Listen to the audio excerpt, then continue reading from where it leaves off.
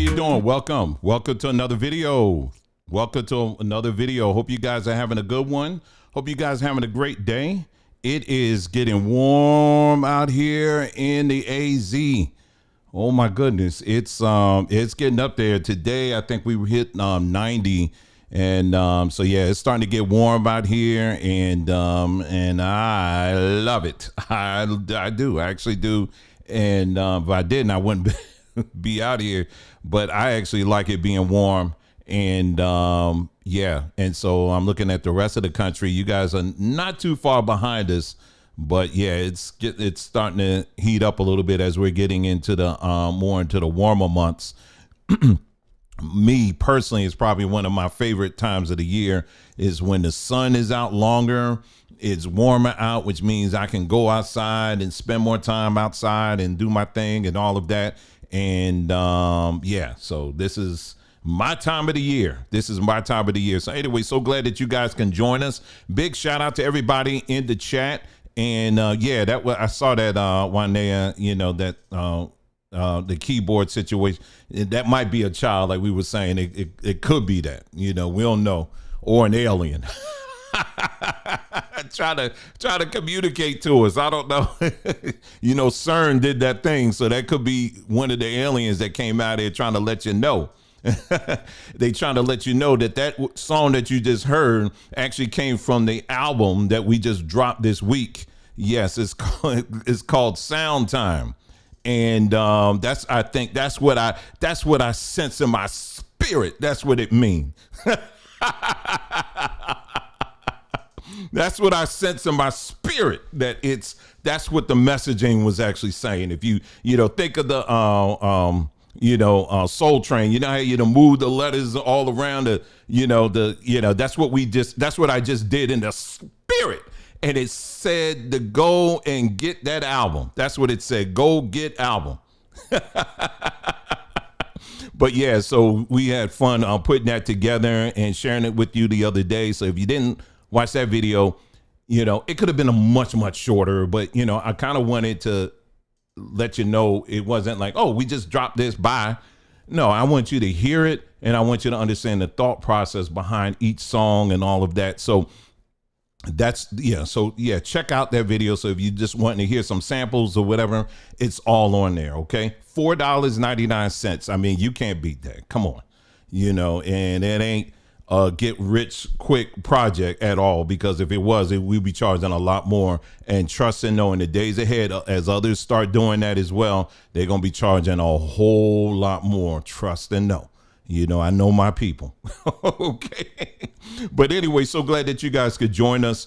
Yeah, because I was trying to decide today if I was going to go ahead and do another Plantation Radio podcast, or I was just going to do live. And since Wednesdays, Thursdays are typically those days, I'll do that. And I also remembered that Wednesdays are supposed to be the day that I'll do the little fact sheet. So for Samba Tree, like fact sheet, I'll have that up. It'll probably be really late tonight, but I'll have one up for you. Just keep your eyes on the community page, okay? And I'll have that up for you as well, okay? So if you don't know what I'm talking about, just scroll back on the community page and you'll see the one I did last week this time, okay? Almost forgot. Anyway, let me see what else. So yeah, so if you see me sweating today, y'all, it's because I always pick the houses that we always get the house where, I get the room that gets the warmest, but I can't open the window because half the neighborhood gonna hear me. But anyway, so today we're going to talk about this topic here, and you see it in the title and in the thumbnail too. Are black people, are we the guardians of the Bible? And I'm going to talk about that, what I mean by that, okay?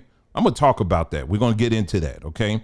If you didn't get a chance to watch the video that I posted early today, I recorded it actually last night, but early today, if you didn't get a chance to watch that video about the origins of the Sabbath, make sure you watch it. We actually went through a whole lot of stuff there.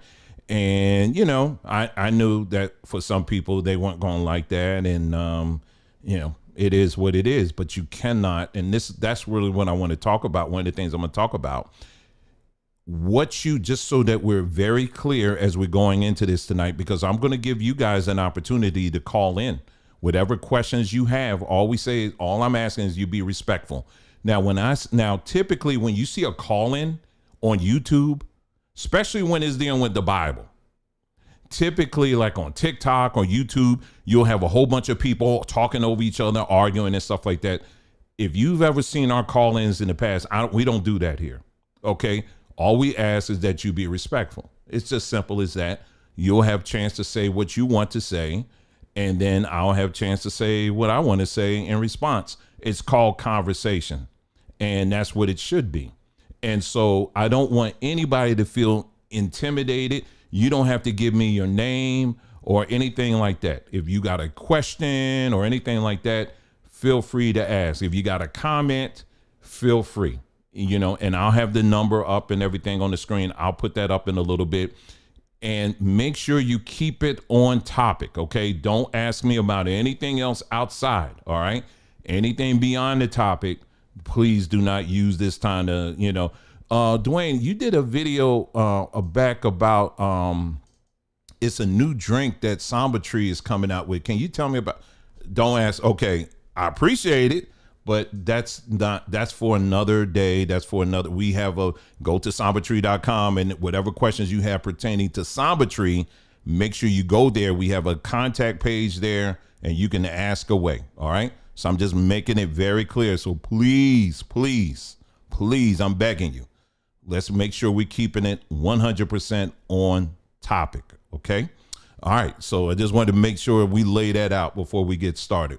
So today we're going to talk about, or this evening, we're going to talk about this whole thing about, our Black people. Are we the guardians of the Bible? And I'm going to set it up. I'm going to give you a couple of examples.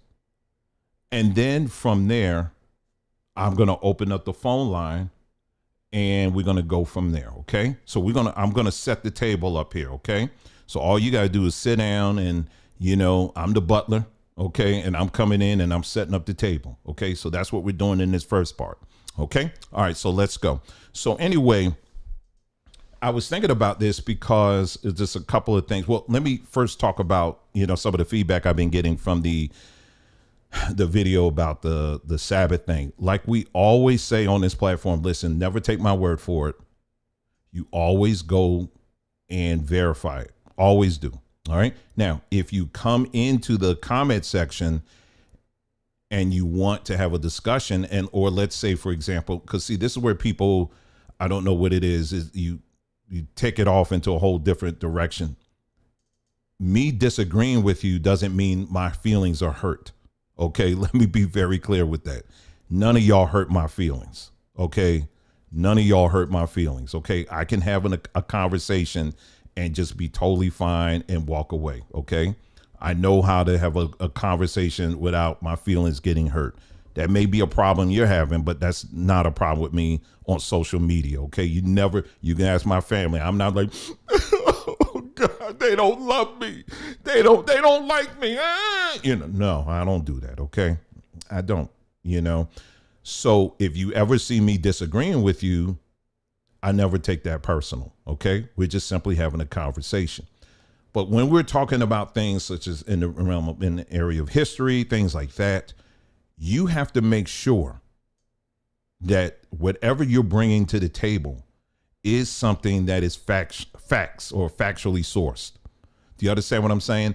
And the Bible is not included in that. In other words, you can quote scriptures if you want to, but there's a whole list of things that have to be validated before we start using that as something of which that we can say this historically happened. Do you understand what I'm saying?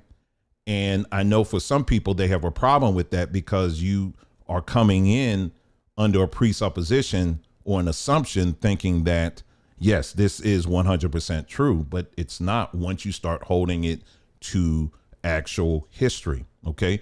Doesn't mean I hate the Bible at all. It just means that if we're going to have a factual discussion regarding history, we're going to make sure that that's where we're starting. We're starting at that base, because otherwise this is exactly all the banging that you're seeing between Hebrews, all the banging that you're seeing between Christians on social media. They're going back and forth on the same scriptures over and over again.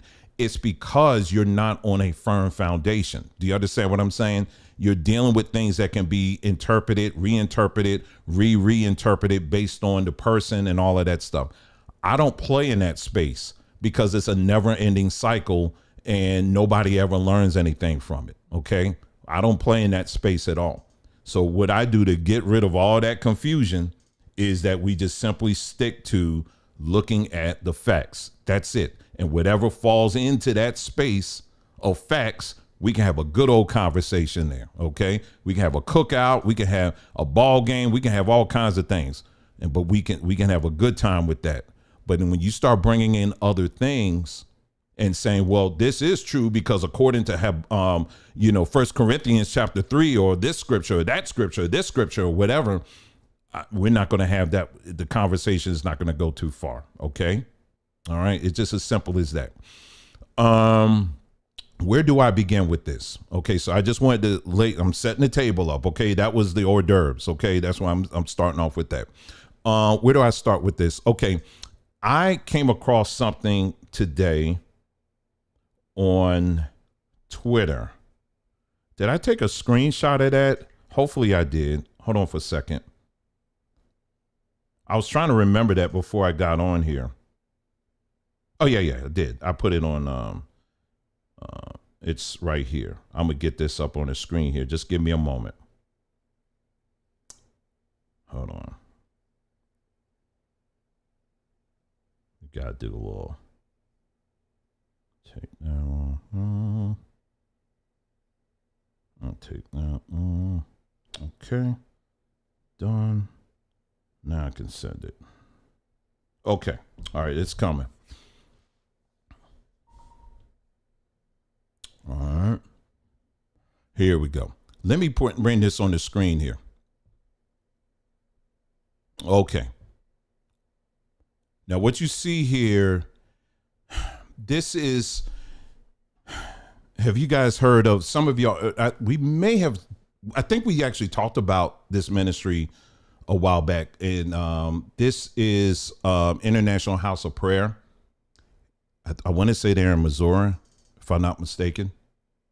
And basically this, the video we did prior, the other day about the whole men's conference, you remember that?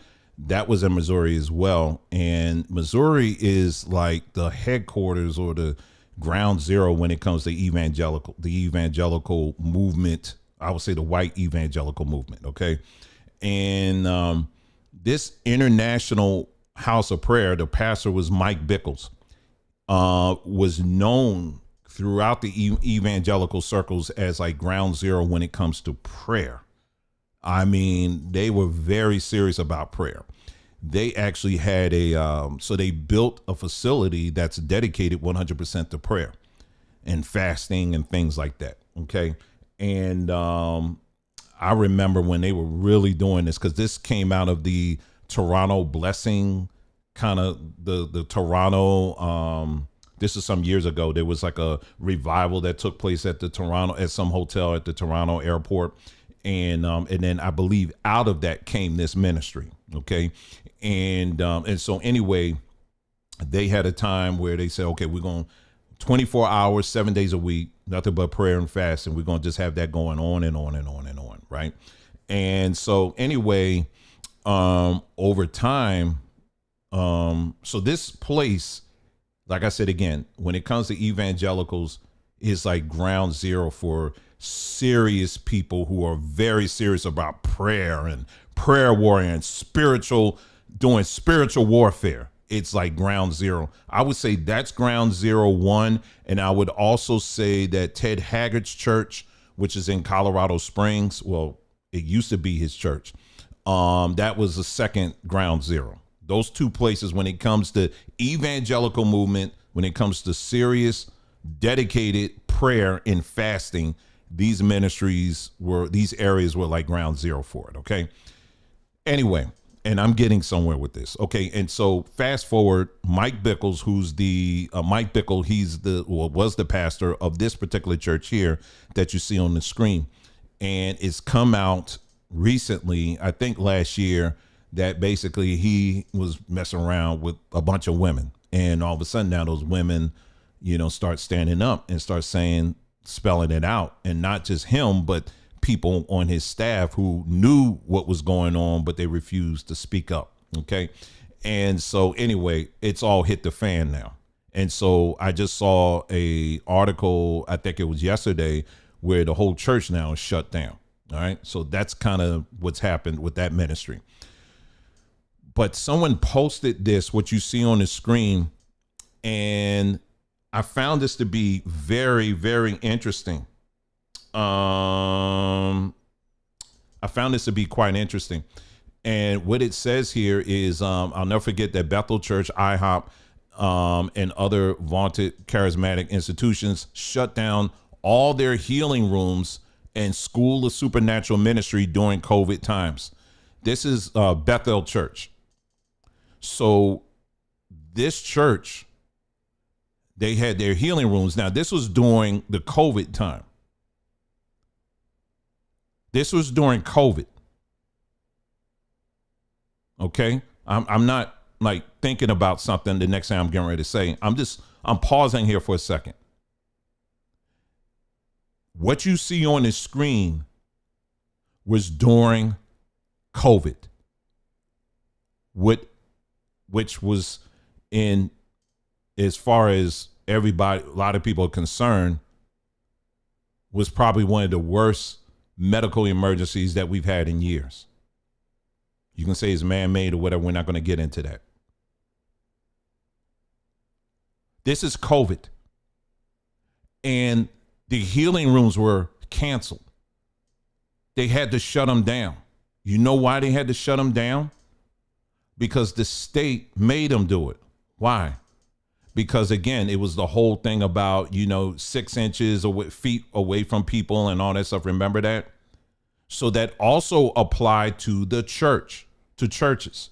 That's why a lot of churches, if you remember, they had to shut the churches down, and a lot of churches had to end up going to online. So a lot of people start going to church via online. That it really popped up on that point.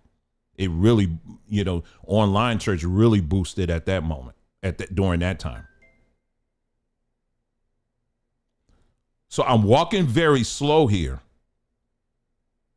because I want to make sure that all of you who are watching me tonight, that you are fully engaged and you're listening to what I'm saying here. So here you have a church, or I should say churches, that were shut down by the government. These are churches that had healing rooms. They were shut down by the government because of a health emergency. Okay. Now, this right here should cause you to have serious pause. Serious pause. Because the Bible that I have read and the Bible that you have read promised to the people that are of him, that follow him, meaning Jesus, right? It said what? You shall lay hands on the sick and they shall recover. Did it not say that? Maybe I'm misreading. Maybe I misread that. Maybe that was a figurative scripture. You can feel free to correct me in the chat. Maybe all of that time I was reading it completely wrong, that I was taking it too literal. Maybe that was the case. But for right at this moment, for all I know, everyone that I knew and still know within the church world stood on that promise about laying hands on the sick and them recovering. And then the other verses about healing is the children's bread. These are promises that were given to the people who had this book, the Bible, and committed themselves not just to the book, but to the one that the book is about, supposedly. That if you follow what you're supposed to do here, the Bible said these signs shall follow those that believe. That's what it says. They shall lay hands on the sick and they shall recover. So now let me ask you, why do you think that the government during this time had to shut down these churches, and especially these churches that had healing rooms? They had to shut them down because there was no healing happening. Do you want to know what some of the numbers of these churches were actually doing? Before I got live here, it was about maybe a little over an hour ago or so. I was going through some videos that I had saved, and I was looking at this one video. This pastor went through, he must have spent a whole hour going through, pulling all of these verses from Psalms and twisting it to make it where it all, so that he used it in a way to get people at the end of his sermon, his message, to go and get the shot. So this whole promise, when it comes to healing, laying hands on somebody and watching them getting healed, that just completely went out the window. Now, I'm slow walking this. And everything I'm saying is 100% related. So if you got a short attention span, this is not the video for you. But trust me when I'm saying everything that I'm saying now is 100% related to our topic. So the promise was that you're going to gain the ability to lay hands on those that are sick, and you're going to see them recover. Now, in the past, we've done videos where we've challenged people to call in and to give us some examples of where you or someone is known throughout your community to be someone that can lay hands on the sick and watch them recover.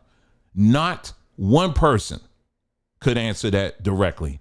At best, we've had people say, I remember witnessing a healing some years ago. I'm not talking about something that happened years ago. I'm talking about something that is recent. I'm talking about the here and the now. That's what I'm talking about.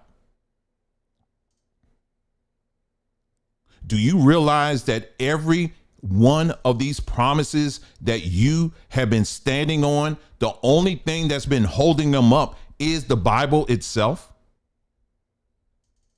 Outside of the Bible, there is no confirmation that ever happened. Again, if this is a conversation you can't handle, then I would advise you can go ahead and have your leave. Now, I'm speaking as a person that has, again, I have spent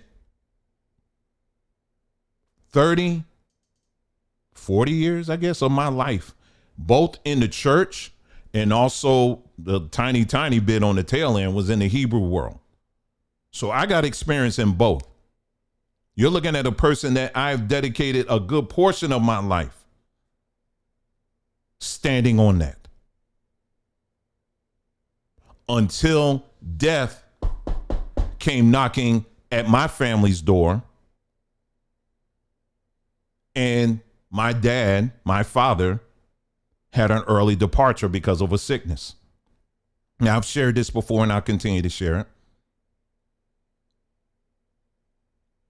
And I give honor to my mother, because to watch this woman praying like you just wouldn't imagine. I mean, every day. And she's already a person that she's very empathetic. She, what they say is an empath. That's just her. You know what I mean? And, that's her. But this is her husband. This is her best friend. And I saw the wear and the tear that it had on her. I saw it. I saw it with my own eyes. And she pressed through and pressed through and pressed through. He still passed away. And in the meantime, the church people that was around her was backing off because they didn't even have an answer. Now, we're not the only story with that. And then also we can look back at that, right? And there were lessons to be learned and all of that. I also understand there's a time for us to live and there's a time that we die, right? That's just life. You understand what I'm saying? I completely get that. But this passage right here that I'm talking about said the promise was that we were going to have the ability to be able to stop that. That's what it says. How many accounts do you read in scripture? I don't care if it's Old Testament. I don't care if it's New Testament. How many accounts do you read in scripture where someone prayed for someone to get healed and it didn't happen?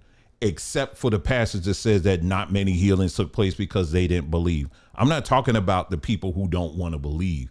I'm talking about are people who have dedicated their life to believe. And they've demonstrated that. That's what I'm talking about. So the first question I have for you is, outside of the Bible, how often have you seen that? Where someone, I'm talking about recent. Don't tell me about something that happened when you was in Sunday school, when you was 12 years old. I'm not talking about that.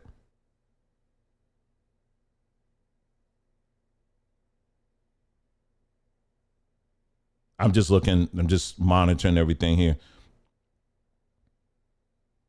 Put together and going to carry out 6,000 years ago. Okay, I don't know. But anyway, so I'm asking, provide some recent examples.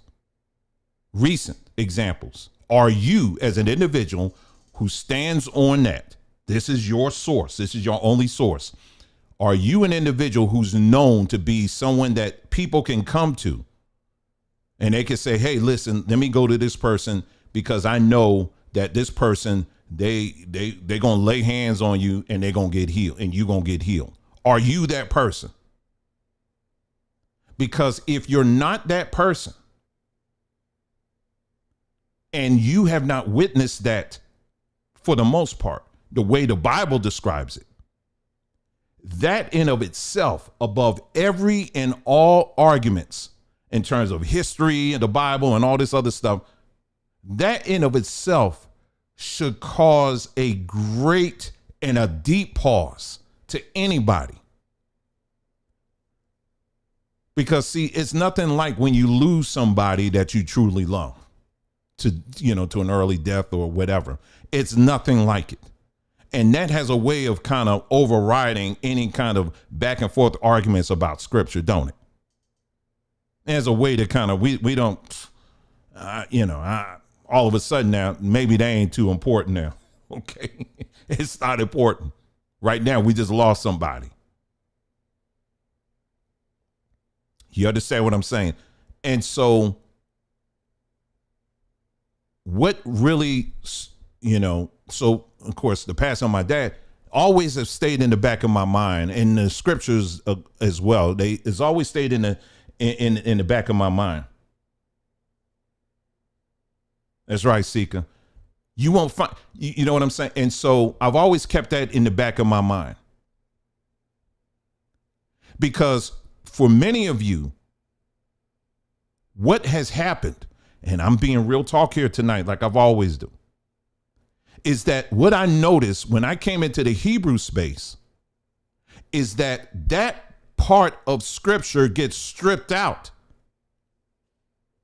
We don't skip it. We don't talk about that. We can spend all day talking about, oh, did you see the floods over in that country over there? Oh, did you hear what the president say? Oh, did you see the eclipse? Oh, we could talk about, we'll find things to talk about. Meanwhile, you got folks over here dying, getting sick, and all this other stuff, and you ain't one of y'all have any kind of ability to just simply lay hands on someone and watch them recover. I am not saying it never happened, okay? Because there are cases out there where people say it has happened, okay? You can't take that away from it. If it happened, it happened. And so typically with your Christian mind, I don't care if you're Hebrew or Christian, it don't matter. What typically happens is you will find yourself making excuses and saying, well, maybe it's something I'm not doing right. Well, maybe I'm not praying enough. Well, I didn't fast enough. Or perhaps it's because we're living in a different dispensation right now. And this is the time where you have a lot of unbelief in the land. And so therefore, that's why you don't see things happening. And like I shared with a caller before, I was like, okay, well, according to the Bible, this was happening right smack in the middle of the Roman Empire. So there's a ton of unbelief at that time. You can't even get any more unbelief than that. But it wasn't manifesting. It's not manifesting. These are hard. These are the type of hard and difficult questions that we have asked and we will continue to ask on this platform. You understand what I'm saying? And I know it makes some of y'all uncomfortable. I know it does. Do you not think it didn't make me uncomfortable when I stop and start thinking about these things? When I think about the amount of years that I have dedicated to this thing, when I think about the countless hours that I have spent doing this thing, only to come and realize that what the heck?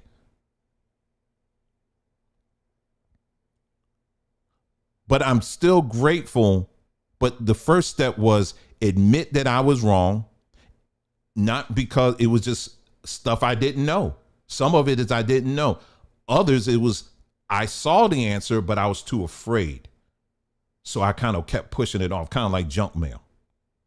But in the midst of that junk mail, you got some bills that are due. You know what I'm saying? So you kind of push it off. You know what I'm saying? And so that's what I was doing. But in the back of my mind, I knew I need to go back and I had to go and check some of this stuff. Because this stuff ain't adding up. It's not. If we're honest. Okay. So anyway, I was, so what came to my mind today? So so as far as what we're talking about in this topic of are black people, are we the guardians of the Bible? I think in many ways we are, and I'll explain why very quickly. And like I said, we're going to get to your phone calls because I'm not going to be too much longer than this. I was thinking about that movie, The Book of Eli. And I'm sure many of you have seen it with Denzel Washington. It's a really good movie. And what came to my mind is, here you got a black man. The world is basically dust. You know what I mean? The world is, whatever happened, it just got blasted back to square one. I mean, it's just ruins all over the place, right? And our central character, our main character, Denzel Washington, he's a man that is blind, number one, and he's carrying this book bag. But inside the book bag is what we find out later in the movie is the Bible. Oops, I guess I may have spoiled alert for somebody who didn't see it. But anyway, inside in this bag that he has, it's actually the Bible. This is what you find out at the end. And so throughout the whole movie, this black man is getting attacked and all kinds of stuff. And he is in a position where he is the only person in this world that's completely destroyed and has completely become a utter wasteland. This man has literally given of his entire body, even his vision. He's the sole survivor out of everybody on earth to protect the Bible. And he's given them of himself. And when I thought came to my mind last night or yesterday when I was thinking about this, I said, you know, this is exactly what it is now. And you remember the analogy I shared the other day, and I think I also shared on the podcast as well, is that when Christianity was introduced to us, I'm talking about as black folks, right? You know, coming through slavery. When it was introduced to us, it was introduced to us not as the word of white man. It was introduced to us as the word of God. And so ever since then, because they knew we were a highly spiritual people, they knew automatically we would make it our own, and that we did. So what has happened ever since then is we can be dirt poor, but at the end of the day, we're still going to 100% never question the Bible. We're never going to question anything in it at all. It's kind of like a security guard. I was watching this video. It wasn't too long ago where these investigative journalists, they went to it was this facility down in, I think in Arizona, where it looks like they're doing some, human trafficking. And it was this building here, and they had a security guard out there, and the security guard just happened to be black. I think I actually showed it. And the investigative journalist said, well, don't you realize what's going on in there? And this black guy, the security guard, he was like, yeah, I know. Yeah, I know. He said, well, why are you here? He's like, listen, you just going to have to back off. So this guy is acknowledging he knows what's going on. He knows what's going on behind the scenes ain't right. But because he's been put on the station to protect it, that's what he does. He just gonna protect it. I ain't asking no questions. I've been charged to defend this thing. That's it. I ain't asking no questions. And I thought about that. And then you couple that with this Book of Eli thing. And I said, for a lot of our people, we're just like that. Many of us, we know if we really give our time, give some time to really think about it for a moment, this whole thing that I just spent 15 minutes talking about, this whole thing about healing and not seeing that, we know that don't add up. I mean, you would have to be in some super self-denial to overlook that. But we still, even with that, we still say, well, hey, listen, it's all in his time. Well, maybe God needed a singer in his choir. Maybe that's what it is. God, he needed a garden. She loved the garden. Now she up there now she's working in the heavenly garden, well, maybe God needed another plumber up there, because, he was a good plumber and he was a man of a good character. And, now, heaven's pipes are really going to be on point now because he gained him God said he needed a plumber. And, we say all this mess, you know what I mean? We say all this stuff. We think of anything at all to defend what we don't know. Because we have been put on guard, and it's a guard post that we still carry to this very day, because we, for many, afraid to ask questions, or we're just too deep in our tradition to ask anything. You know what I mean? And the other thing would be you're too deep in it. I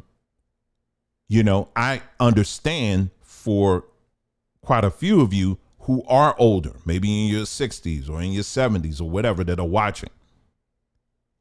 And you've been in church kind of like me for a good portion of your life.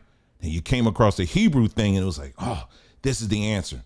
So you brought all of that over into the Hebrew space. It's not the church that you left, but in many ways it is. It's the same stuff, right? If you're honest.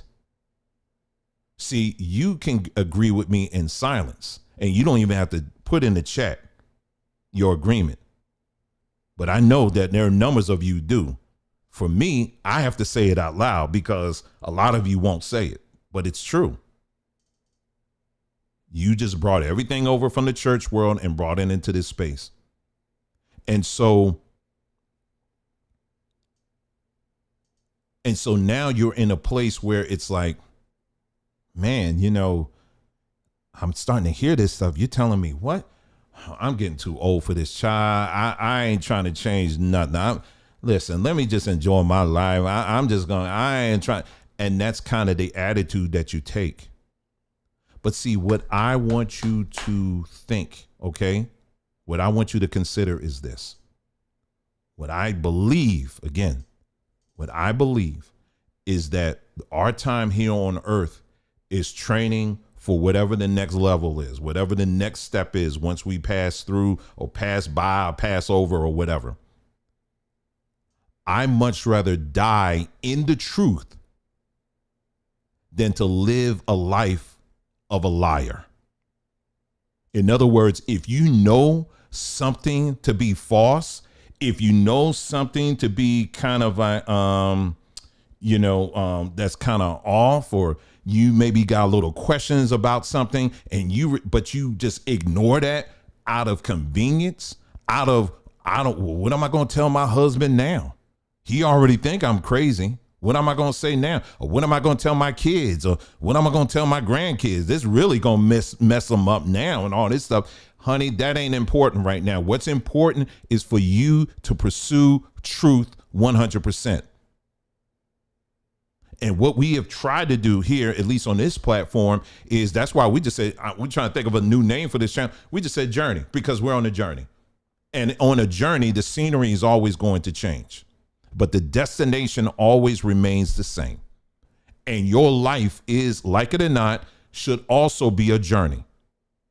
I've had people come up to me every now and then. They'll come up to me and they'll try to, well, last time I was here, you was talking about this. But this time I don't know, it's kind of confused. I'm just confused. You're only confused because you're used to sitting in a parking lot. I'm not a parking lot person, okay? I'm a highway person. Do you understand what I'm saying? And on this highway, we are moving, the scenery is changing, but the destination has never changed. It's never changed. That's what your life is supposed to be. Only people who just like hanging out in the parking lot and you just like, yeah, you got the windows rolled down and you're like, yeah, how you doing today? I don't know how you doing. And, did you go in there? Is he open yet? And you just hanging out like, like an episode of Cheers or something.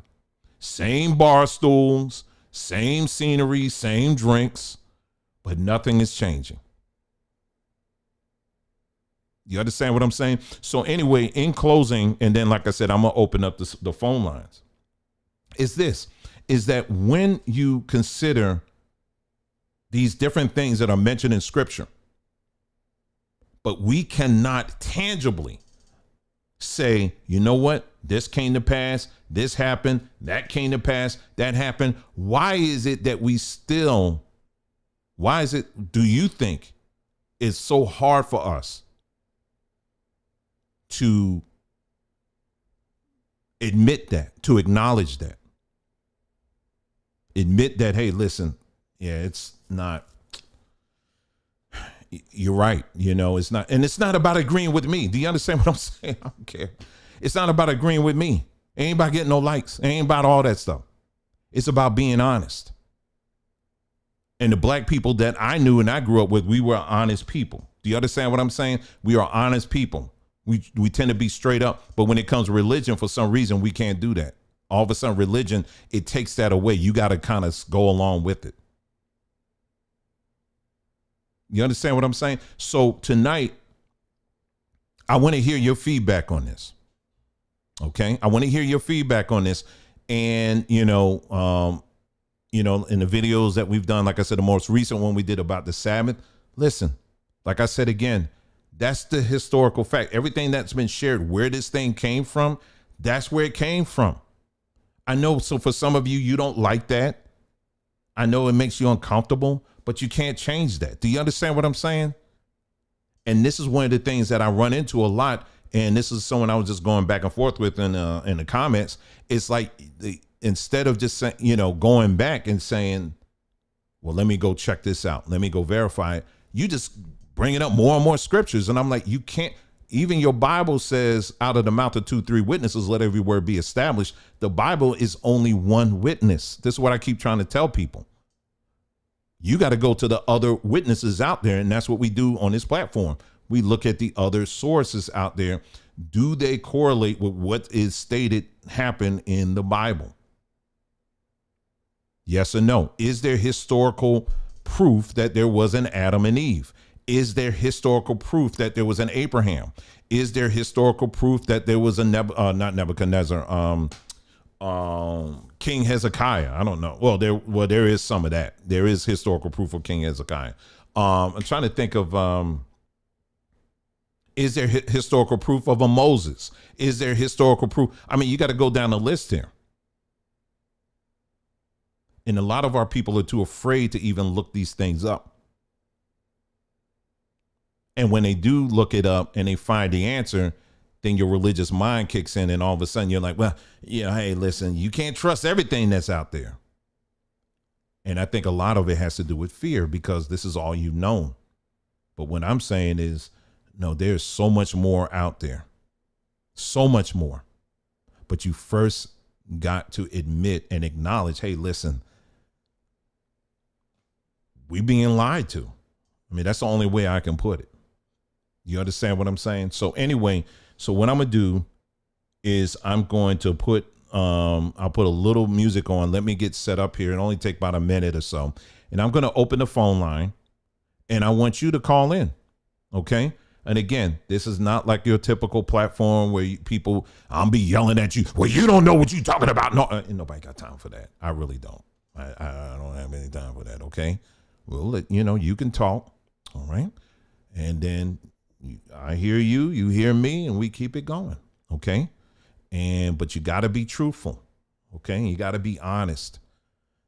Every time I get on here, I am being as honest as I possibly can and trying to be as transparent as I can. And all I'm asking is you do the same. That's it. Okay. And again, this is not about you agreeing with me and coming on Team Dwayne. The only ones on my team that I know of is Nicole, my children, and my mom. That's it. Okay. Those are they're verified team members. Anybody else, I don't. Come and you go. All right. So anyway, let me put on some music here, and then and meanwhile, while I'm doing that, I'm gonna get this phone line set up. Okay. So just give me a moment and let me go.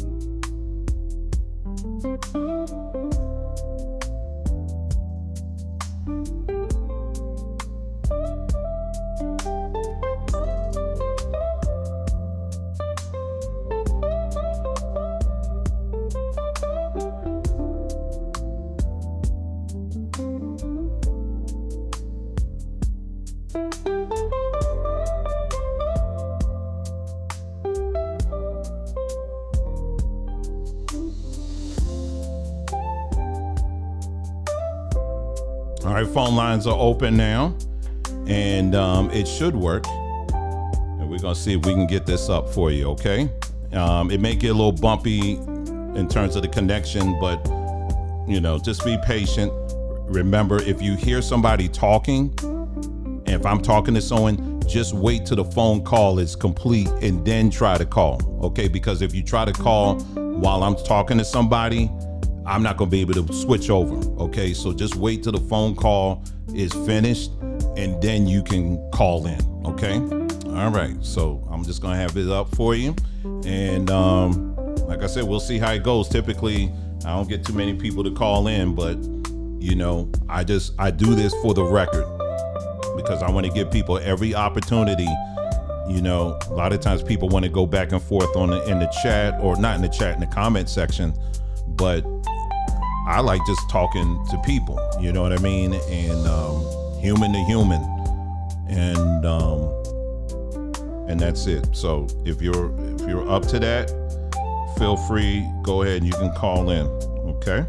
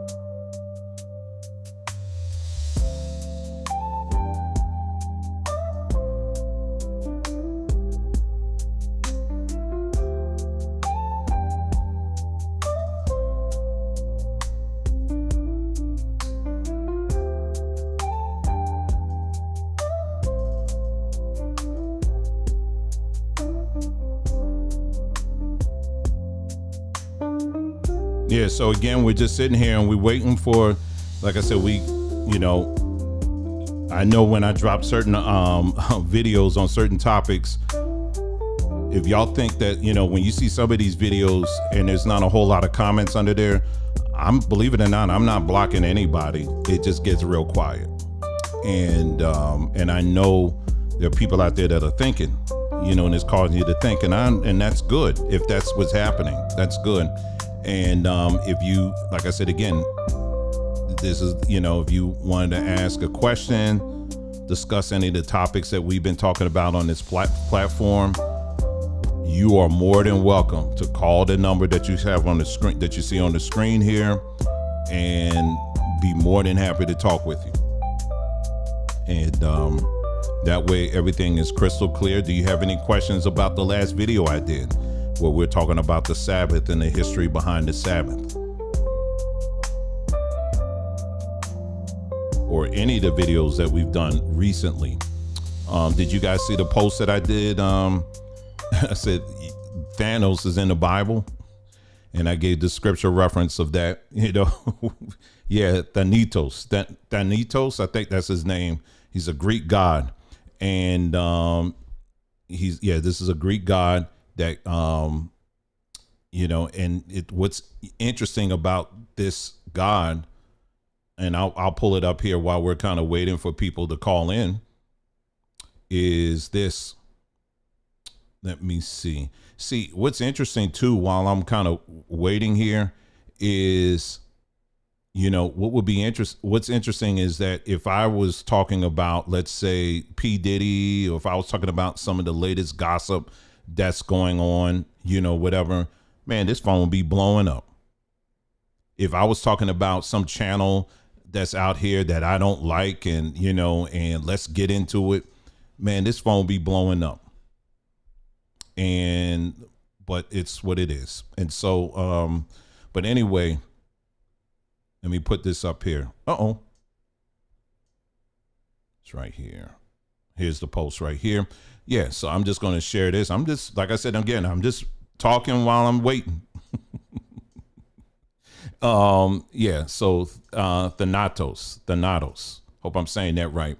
And in the scriptures, in 1 Corinthians chapter 15, verse 26, it says the last enemy that shall be destroyed is death. That's what when you just read it straight up, that's what it says. However, if you go into the Strong Concordance, if you look at the Greek meaning of that word death and what the actual Greek word was that was used there, it's actually Thanatos, or Thanatos. I hope I'm saying that right. Thanatos. We'll just say Thanatos. Okay. And then the other scripture, 1 Corinthians chapter 15, verse 54, death is swallowed up in victory. It actually is Thanatos is swallowed up in victory. And then I put down here, Thanatos is the Greek personification of death. If you look it up, like I told people, don't be lazy. Look it up for yourself. Look it up for yourself. And you'll see he's the Greek personification of death.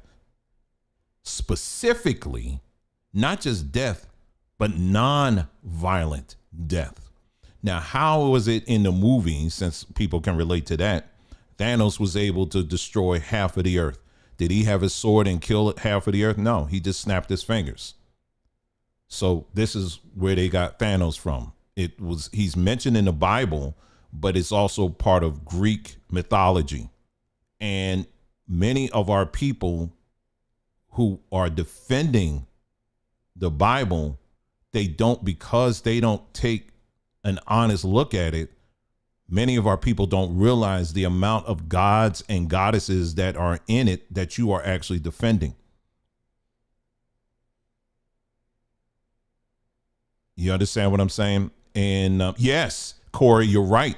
Now, what correlates with that, Corey, is that, yeah, he was in love with, he was obsessed with this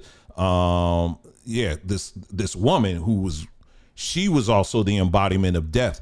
But you notice, he's the embodiment of death. Thanatos, he's the embodiment of death, but it's nonviolent death. But in Greek mythology, the person that he was like passionate about, the female or his woman or whatever, she was the goddess of violent death. You know what I mean? So it's very clear, where they got this from. And so I posted this because, like I said, again, a lot of our people don't, we don't realize it because many of us are too afraid to be honest. And so instead what we do is we just take on, like, we're just going to protect this thing at all costs. And anybody that there's question it, we're just going to shoo you off. You know what I mean? And then I wrote down here and I said, someone's calling now, and let me just go ahead and get to the phone here. Let's see. Hey there, can you hear me? Yes, I can hear you now. All right, good. Our first caller, how you doing? Okay, I'm good. All right. So what you got for us? Okay, you always said that we are more than what we think. Mm-hmm. We are. You didn't say this, but I'm putting my own words. Yeah. We are very special. Mm-hmm. And I believe that too. I believe it. Mm-hmm. And I also know, and I truly believe that the other people are not concerned about us finding out or whatever who we are. Mm-hmm. They're not concerned about that. Mm-hmm. And as a matter of fact, I think that we are following them is not the right way. Mm-hmm. But you said when we look at creation, we see the Creator. That is so very true. Mm-hmm.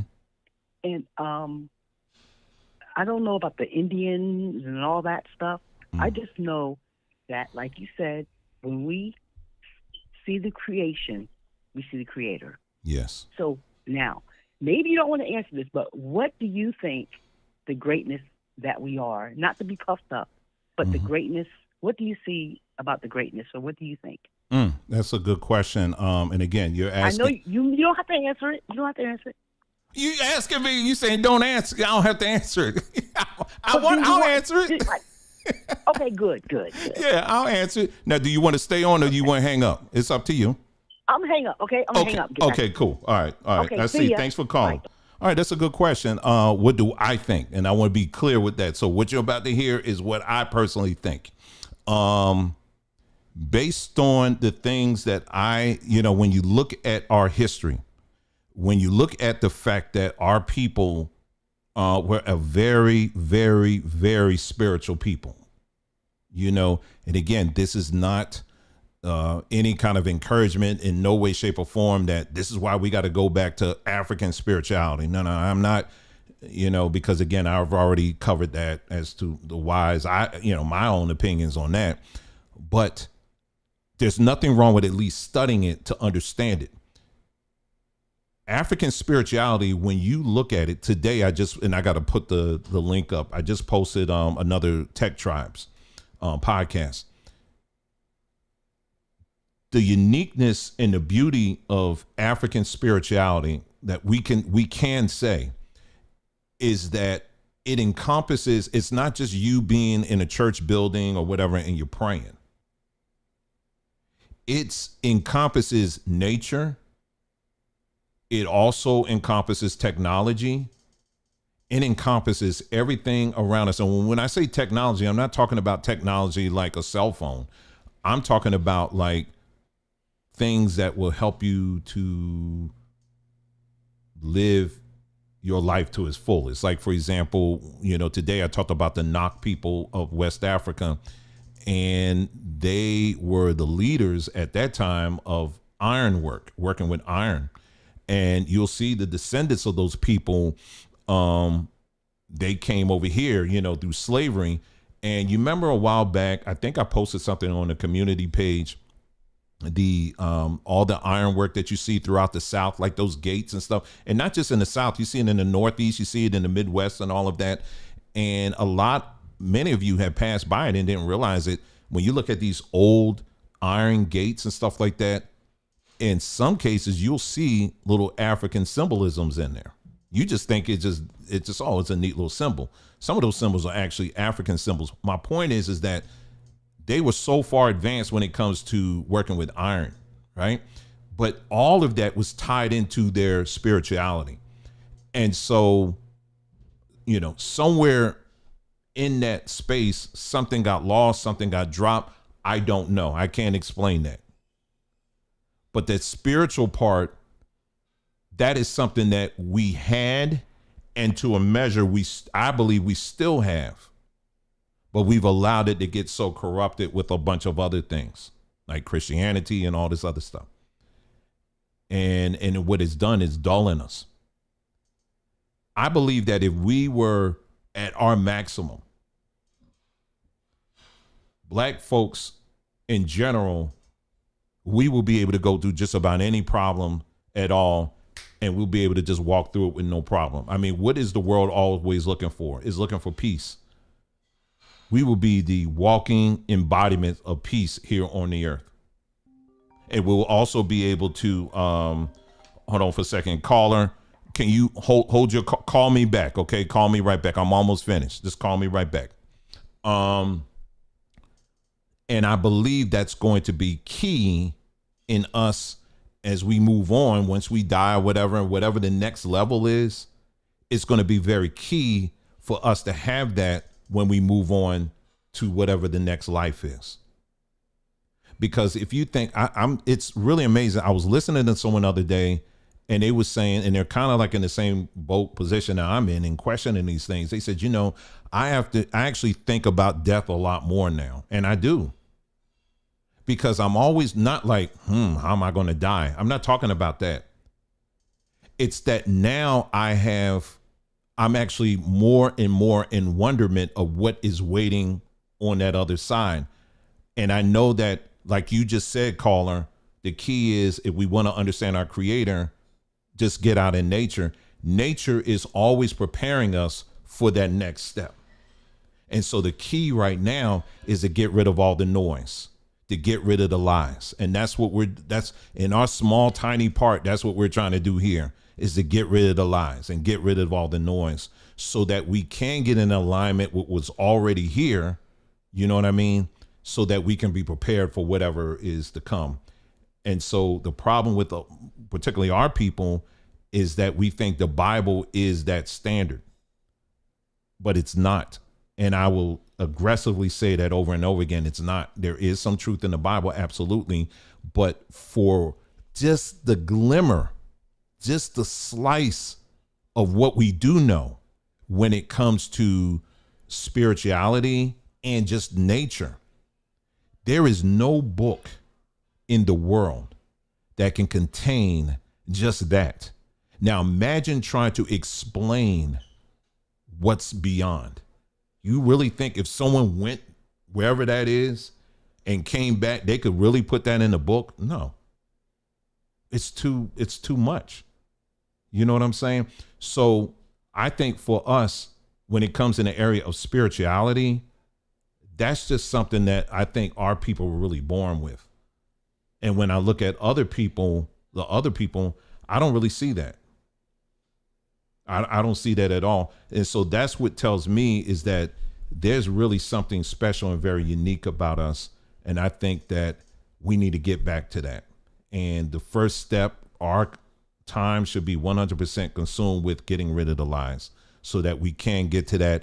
And whatever those things are, we just have to trust our creator in guiding us to get to that point and not just falling into another religion or another belief system, because by doing that, we're just reinserting us and ourselves into another part of the matrix. That's what we're doing right now.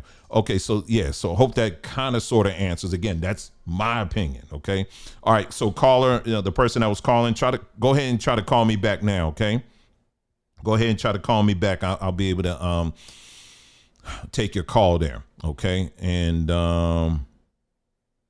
yeah, they said I believe we were born with it. Also, they know we're special. Absolutely, they do.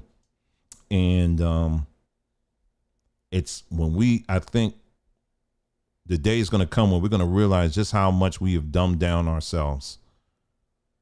That's the day I'm really looking forward to. I know I'm going to kick myself in the behind for that, but at the same time, I'm like, wow. Anyway, hello caller. Can you hear me? Hi, how are you? I'm doing fine. How you doing today? I'm good, brother. I'm good. I just want to say I like some of the things that you've been pointing out lately, and I've been looking insights into some of them, and yeah, it's very interesting. Mm-hmm. I just want to say about the spirituality part. When you were just talking about us as African people being born with having the sense of the spiritual and knowing the spirituality, I do agree with that, and, going around, talking to other Black people, we very have a sense of spirituality, and, and I noticed that even in music too, when we play drums and all that kind of stuff, there's a tendency that we understand there's a response, a spiritual response when we're playing music. It does, despite the genre of rock or hip hop or jazz, whatever. There's a vibe, I should say, that we sense as Black people compared to any other people. I even argue that even in certain Native cultures, I observed and done research on, they have a sense of spirituality. Absolutely. If you go to Mexico, the Aztecs and the Mayans, they have a sense of spirituality. In Brazil, the natives over there, even in the Pacific Islands, they understand spirituality. That's right. And you can really know it when you go to these countries, because a lot of those countries still have the rainforest, and it's so lushful. Yes. Very lushful. And a lot of the locals use the medicines and traditional things. They know the area. Even despite Catholicism being in those areas, very strong in those areas, the locals know the area and they know the medicine.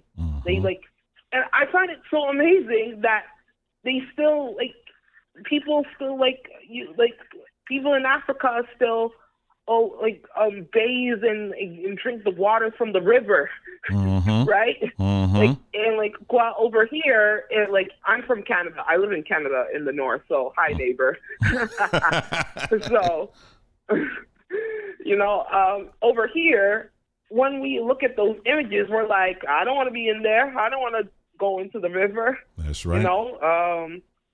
My family's from the Caribbean, Jamaica and Guyana, and I heard my grandparents told me when they were coming up, yeah, they go to the beach and go to the river and wash their clothes and stuff. So, I argue that both natives and us Blacks as African people have this interlink with nature. We understand nature so well compared to Europeans and even Asians too, right? Yes. All right, I have tons of white friends and Asian friends, and when you talk about when I discuss about religion and spirituality, a lot of them really, some of them don't believe in a higher power. They don't really believe in anything. If you I have some friends who are Nordic pagan. I have talked with people who are Nordic pagans and stuff like that. They have some understanding, but most of the time, most of them don't believe. Yes. And and that's kind of funny because I was being curious about the pre-Christian Europe religions like Hellenism and Nordic belief. Yes. Wicca and all that. So it's just. I think it's just a God-given thing, a creator thing. Yes. And it's something, as you were talking, what came to my mind is, historians, a lot of times when they talk about ancient African history, like, you may have heard me say, they always refer to it as prehistoric. And they base that off of the fact that they will say, well, during those early days, they didn't write anything down, and they try to make it seem as because we were just too dumb and stupid and ignorant, and we didn't know, this is a pencil, I don't know what they try to portray that.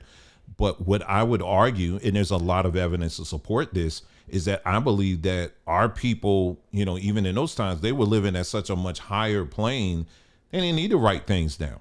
You know what I mean? And, what you was mentioning about, living off the land and nature and stuff like that. See, right now, our food supply is so polluted that it causes even our, memories sometimes to get shortened. But imagine all you're eating is off of the land and you're drinking that fresh water and stuff like that. People had longer memories. I mean, and that's not just me projecting, that's actual truth. You had people, that's why you had cultures that used to pass down from one generation to another orally, because they had the memory to do it. Now, things got lost in that too, but they were able to do it because, again, all of these things, it allowed them to operate at a much higher plane, whatever that means. And they had a much deeper understanding of nature. Now, when it goes to, and then you mentioned, when you talk about the Europeans on the other hand, or, when you start getting into the Mesopotamian area or Mediterranean area and all that, where they start doing the writing thing, one thing about writing is it's something that's a lot easier to control. And so, but they can't control what's in here.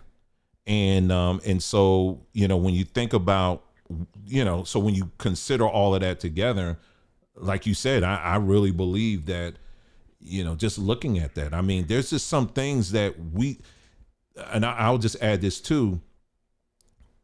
I emphasize a whole lot the importance of our people. We need to read, and it's a huge deficit when it comes to us reading or wanting to read, for that matter. And there's people that read. I mean, I'm just saying we just need to do a lot more of it.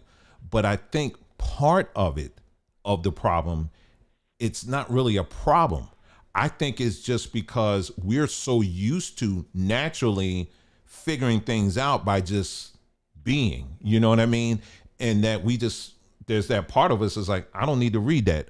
Let me learn by immersing myself into the situation, but because we're in this matrix system, that's only can go but so far. So we're going to have to learn how to balance the two by reading and also getting cleansed out so that we can get back to, like you were saying, that spiritual part of us where we can use that part again at its fullest so that we can pull ourselves out of here. So yeah, that's good stuff. Thank you for calling. I appreciate it.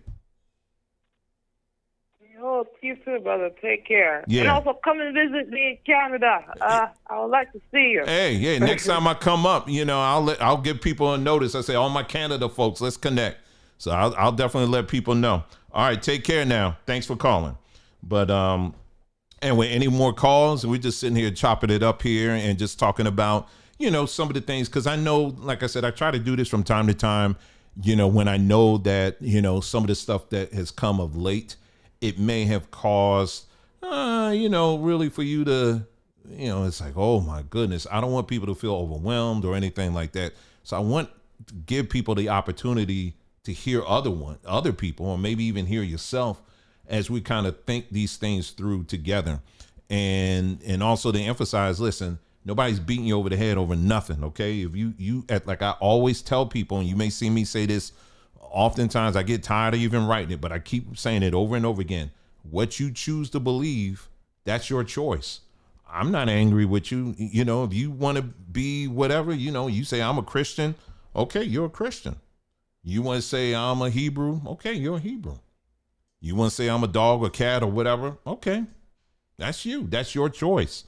But when you come into the open public space with that same declaration, you're going to be faced with truth, and your choice and what you want to believe doesn't replace truth. It doesn't. You know what I'm saying? And so that's what we should be about. We should always be about the truth at the end of the day. You know what I mean? And that's what we try to do here, you know? So anyway, you see the phone number on the screen. You can go ahead and give that a call. I'll just hang around here just for a tiny bit longer, and then I'll just call it the night. And like I said, again, we're not beating up anybody on here, and we're going to let you talk, and we can kind of hear what other people are saying here. I'm just kind of going through my stuff here. All right, so I'm just playing some music in the meantime. Again, this is for our from our album. It's called Sound Time. You can order that right there on our website, sombertree.com. I'm just playing it while we just kind of waiting, and for the next caller, if we have any other callers. And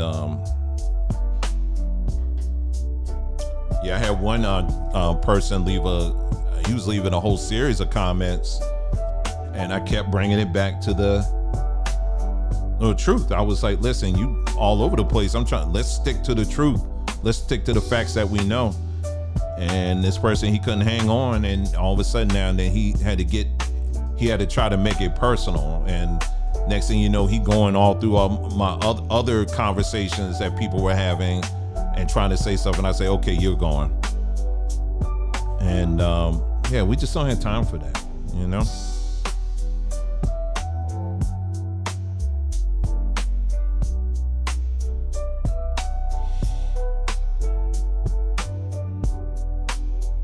What was I going to say? As a follow-up to that video that I did, was it yesterday? It was either yesterday or the day before, about that men's conference that we talked about. Well, that guy Mark Driscoll, that was the guy that called out the people who did the men's conference. Anyway, he apologized. I'll talk more about that in a little bit. Okay, but right now we got another caller here. Hey, caller, can you hear me? Yes, I can. All right. How you doing this evening? I'm doing pretty good. How are you doing? Doing fine. Doing fine. What you got for me? I have a question. Mm-hmm. I hear what you're saying, and I understand what you're saying regarding what we haven't seen happening in the church, quote unquote, today. My question is, have you ever seen anyone get healed? I have. There's nothing immediate that comes to mind. There's nothing immediate that comes to mind. Have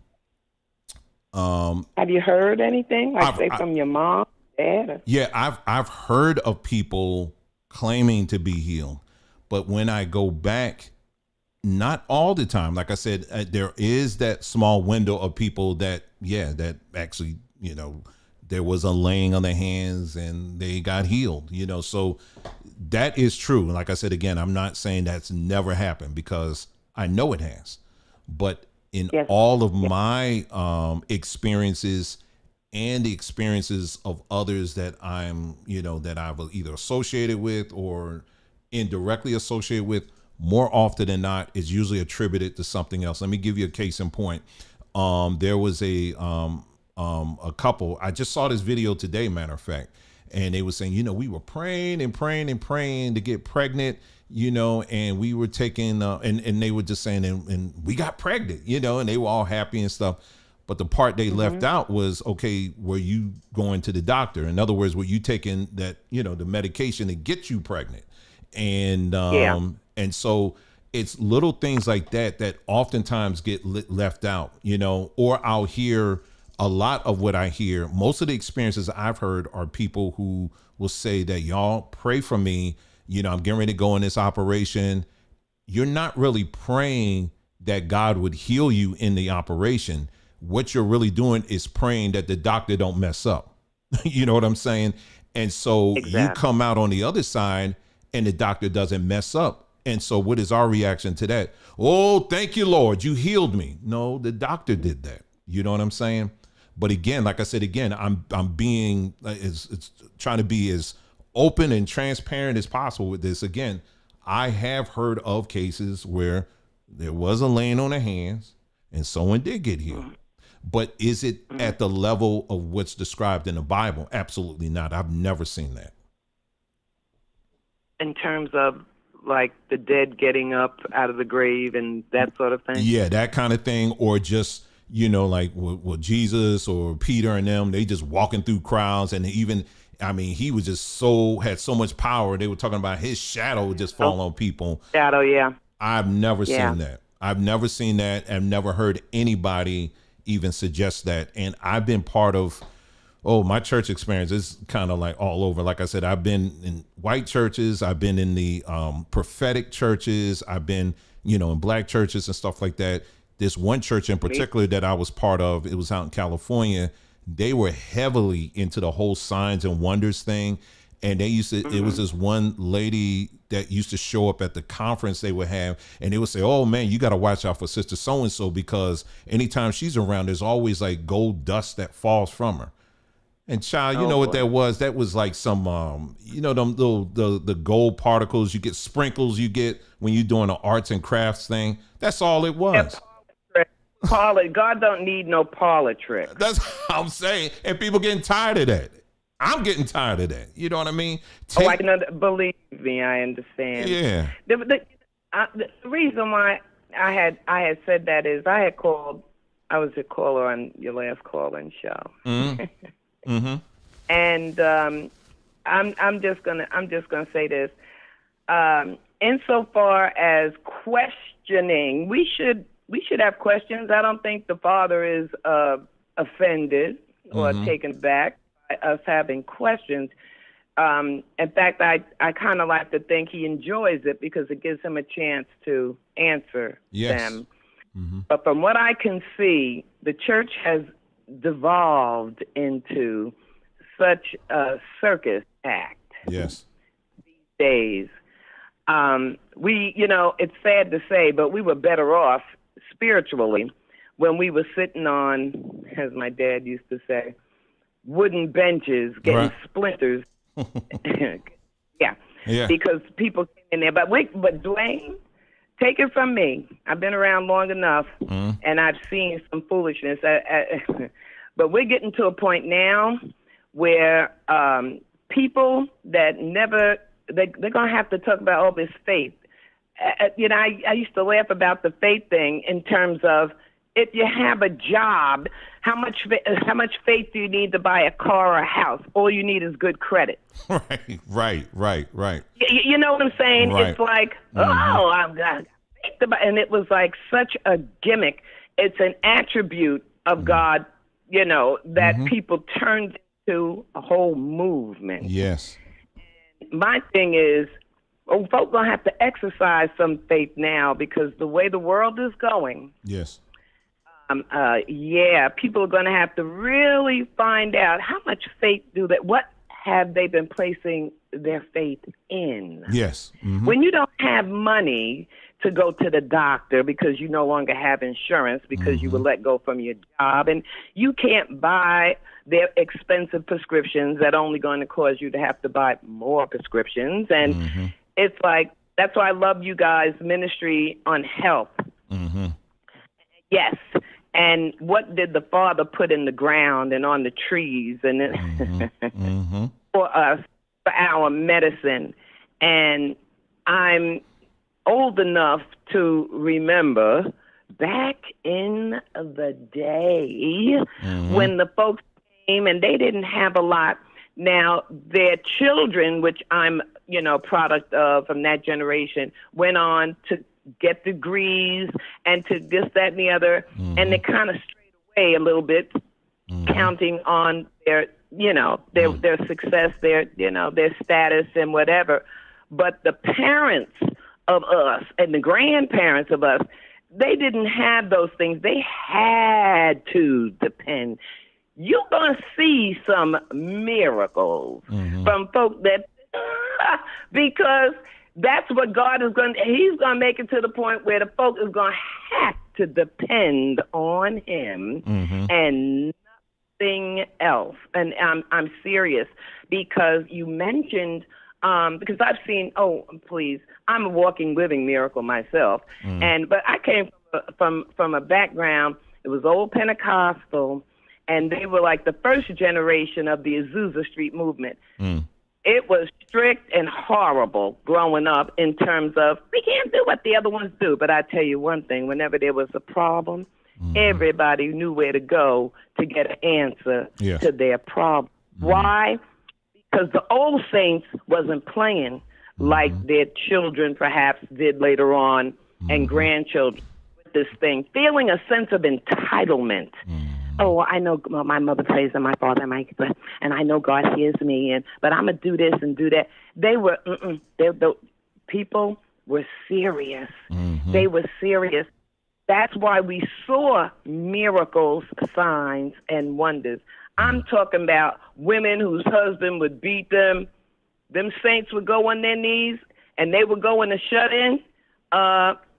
Well, sad to say, a couple of them men's, they went away. They were stricken down, boom, because they had godly wives and they didn't know how to treat them. And it was like, oh my God, did you hear that?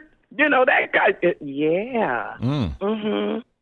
I'm serious. And back in the day, now we were talking about the spiritual part of this, because I know you and Nicole don't play. I could tell by the way that child prays that she is serious. You too, but she has a prayer anointing on her. And I have been, me and my little bunch have been, when I say bunch, I mean my family, my siblings, and we have been through a heck of a lot. But through it, we have trusted God, and we had a very easy life compared to most blacks.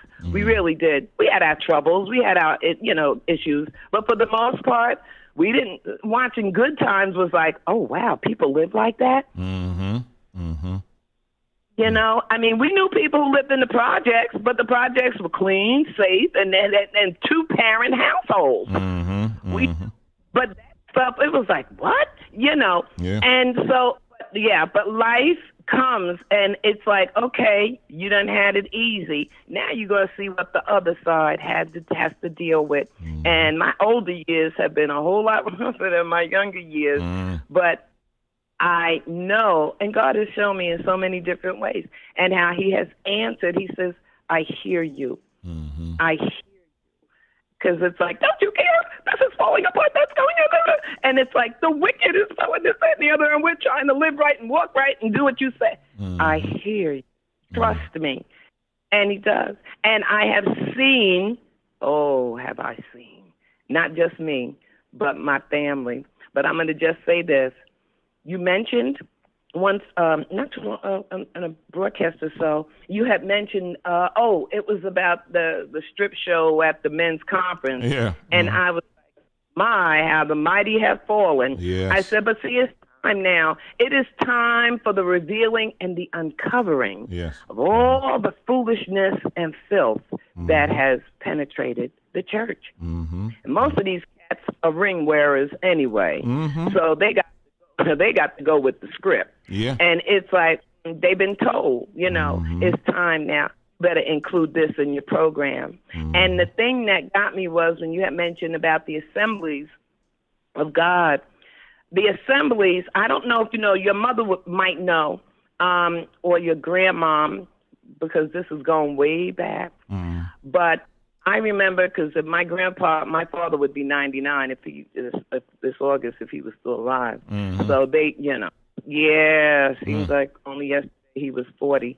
But to make a long story short, I remember being told, okay, how they separated the assemblies, from the Church of God in Christ. That's because right. they was white.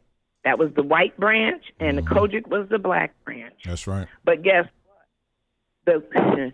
The only way that the assemblies their ministers could be ordained, they had to go through the black man. Yeah. Ordained, yes. Bishop Mason. Yeah. He ordained the white assemblies of God pastors. Yeah. So they knew who we are and were, and that the anointing is on our people. Yes. Everything they learned from us. But this other piece that I wanted to say regarding the spirituality piece, and I know what you're coming from, there is a missing link.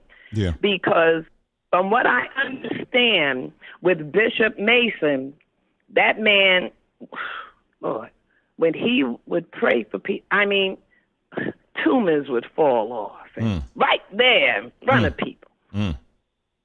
I mean, it was, the thing about it was Bishop Mason, when I think about it, I'm like, well, he was either a baby at the time that slavery ended, or he was the first generation out of slavery.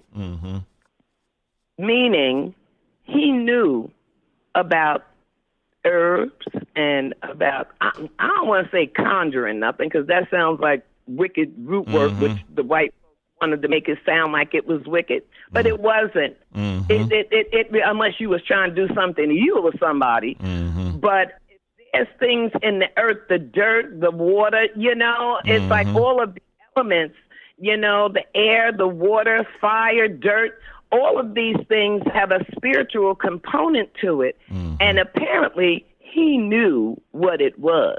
And my sister commented, yes, because if you see, there's a picture of him, Bishop Mason, and it's like the official picture that they had in all the churches. And he's sitting at a table, and he's got like some odd stuff sitting on the table. And I'm saying to myself, I wish I could figure out what this was. Yeah. But that man knew the spiritual significance of these things, whether it was, well, of course, olive oil, they say anoint with oil, whether it was, oil, but he had some things on that table.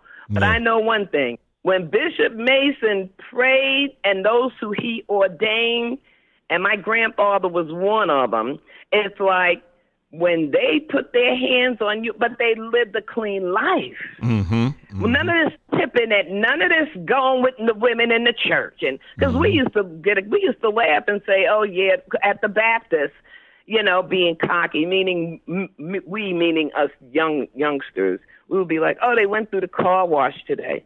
Because to us, being baptized was just going through a car wash.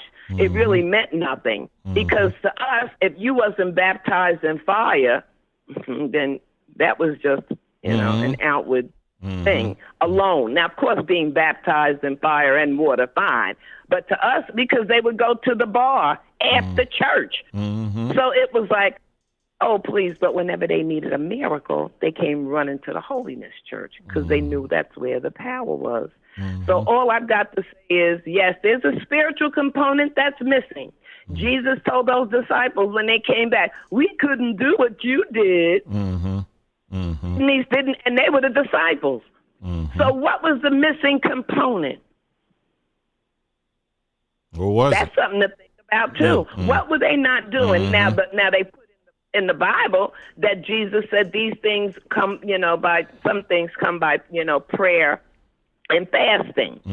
Was there anything else? Why did Jesus spit on the dirt and put wipe up? Oh, was his DNA was in the spittle? Let me just say this. We actually talked about that, Jesus and the disciples and where that came from.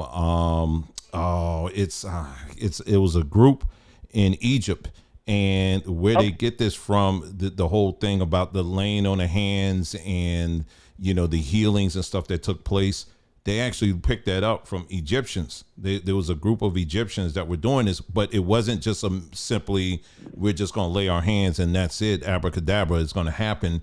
It was a combination of healthy living. It was a combination of a whole bunch of things that they were doing. And they were known to be these people who will go around and heal people. And that's where a lot of the Jesus narrative actually comes from. We actually did a couple of videos talking about that as well. But I hear everything you're saying. I appreciate it. But I want to try to get one more call in before I go on and get on out of here. But thank you for calling. I appreciate it. Okay.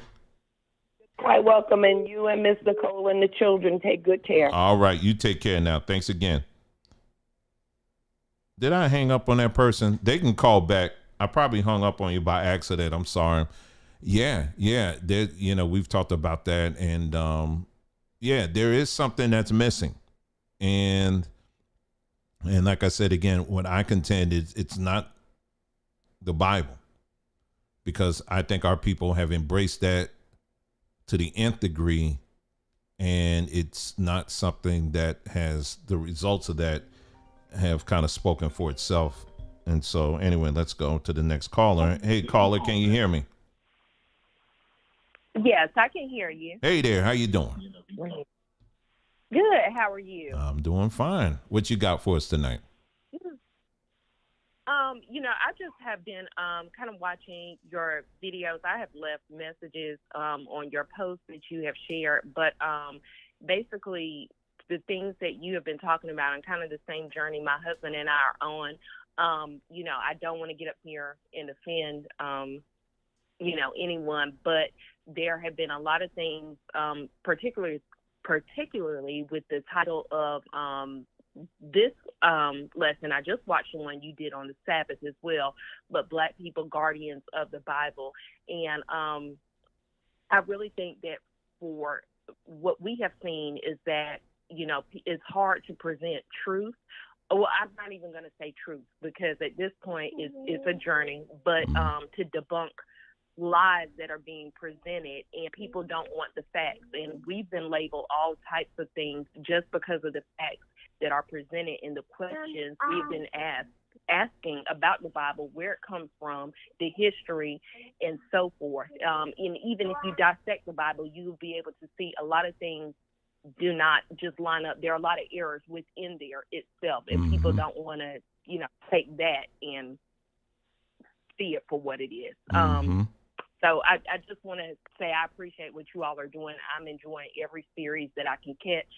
It's really eye-opening. Yeah, well, that's great. I appreciate you letting me know and telling us that. And, as I tell people, I say, listen, it's one day at a time. It can be very frustrating. It can be it's very frustrating because, to spend this amount of time that we have, and I'm saying we as in all of us here, believing one thing, and then you jump into something else and you believe that, and then you realize, wait a minute, I'm still seeing the same thing. Something ain't right here. And so there's a part of you that wants to, I'm just speaking for myself now, where you just want to beat yourself up because you think that all this time I've been failing, but no, you've been going forward. You just are learning ways not to do it. You know what I'm saying? And as long as we are alive, we should always be learning. Every day, everything should be a learning experience. And that's how I look at it. And that's how we should all look at it. But I appreciate you calling and taking the time to share that. And thank you so much. Thank you. Take care. And tell that little one I said hey, and your husband when I said hey too. I sure will. All right. Take care now. Bye-bye. Yeah. It's a journey. It really is. And, I was, one of the things that came up, I brought up the other day, I said, I'm like, man, it's 2024. And I said, man, when you look at the church, or when you look at Christianity, or when you look in the Hebrew stuff, the discussions all center around some of the same scriptures over and over again. I mean, how many times, like I said, can we tell the whole David and Goliath story?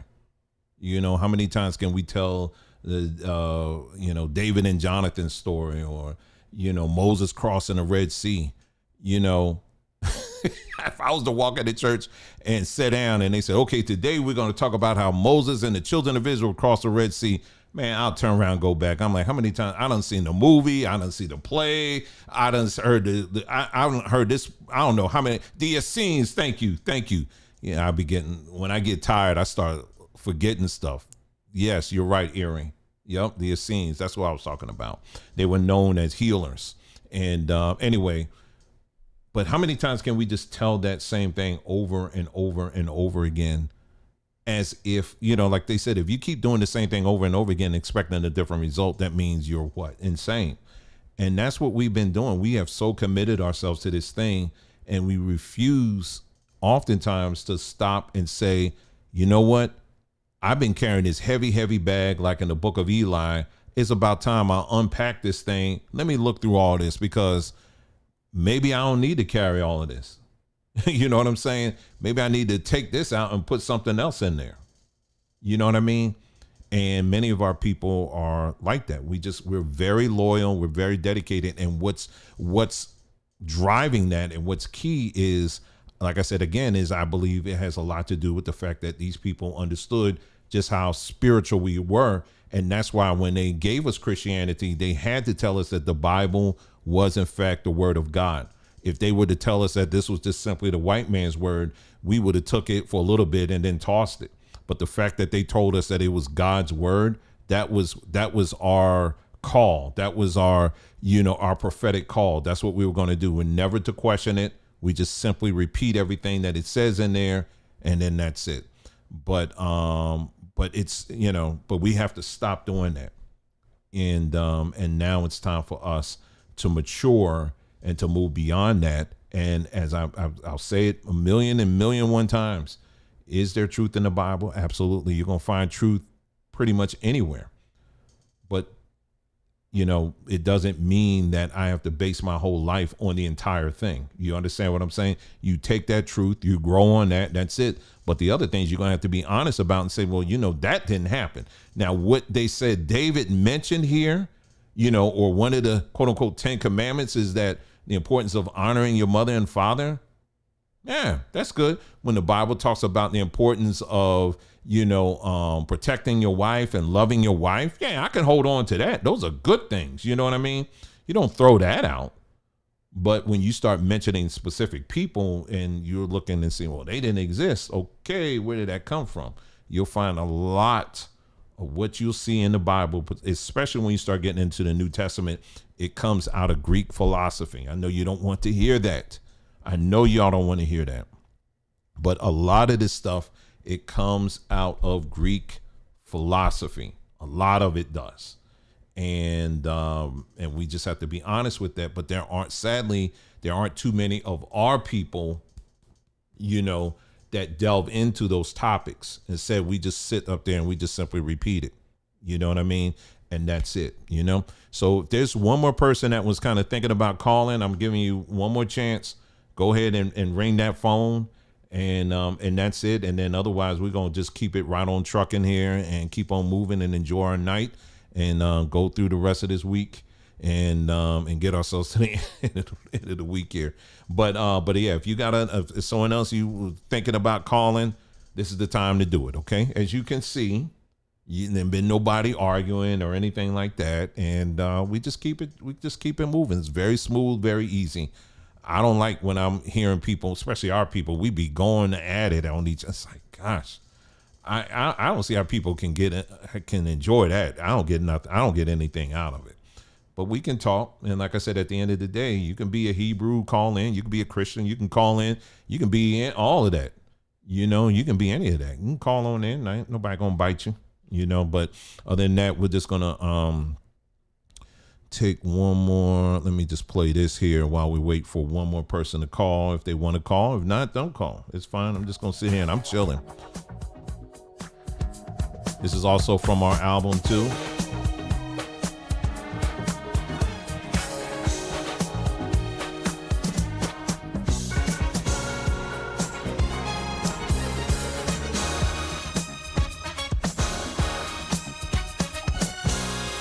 I'm getting ready to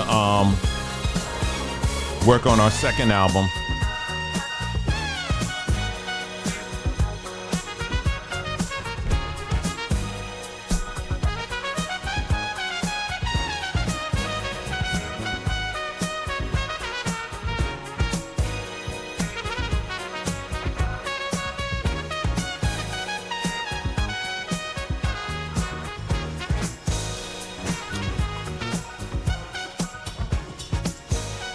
Hey, and Christopher, in that video, I actually dedicated that to y'all because I think you were actually asking me about that, and I kept that in mind. I said, I want to make it a little bit easier for people like Christopher, and I believe his wife too, who had asked that. The Sabbath was something that we actually talked about some time ago, but it's all within that Who in the L series, and it's very lengthy, and I admit that, I acknowledge that. So I wanted to make it a little more compact. So you want that answer, here's a video that talks nothing but that. So it'll make it a lot easier, and it saves you a little bit of time, but yeah, so that series definitely was dedicated to you and others like you that I know, who were asking about that particular topic. So anyway, the next one that we're going to be talking about getting into one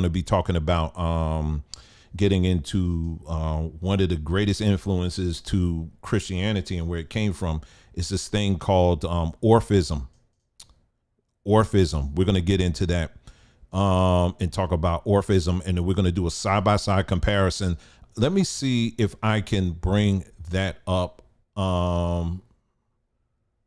Where did I get that? Hold on for a second. Someone's getting ready to call me now. But let me get this call first and let's see. Hey, caller, can you hear me? Yes, I can. Can you hear me? Yes. How you doing today? I'm doing well, and yourself? All right. What's going on? What we're going to talk about tonight?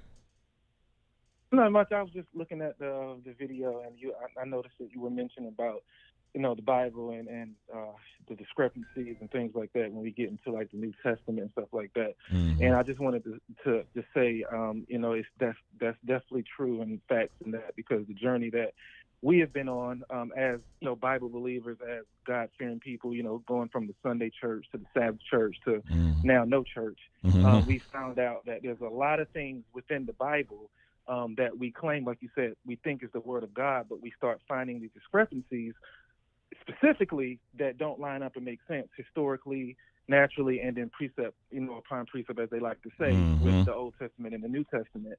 And when you get into the New Testament, you start seeing these things.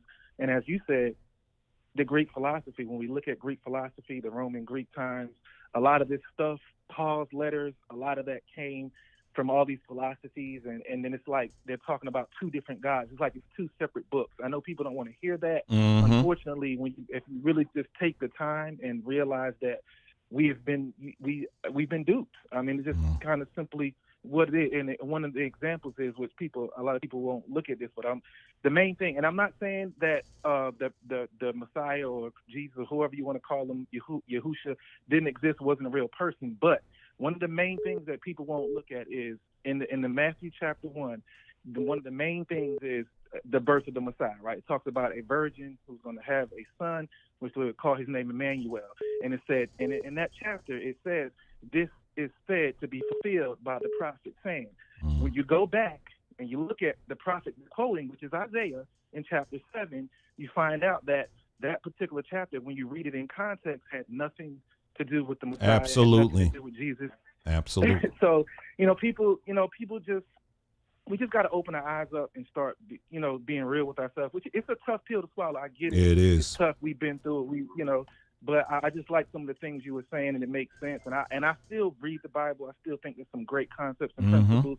But we did sit down. We started realizing some things weren't lining up, and we kind of just freed ourselves from indoctrination, and it's been a great thing. Yeah, it is. It's a journey, But yeah, you're right. Absolutely right. It's just when you start honestly looking at this, it's like, oh my goodness.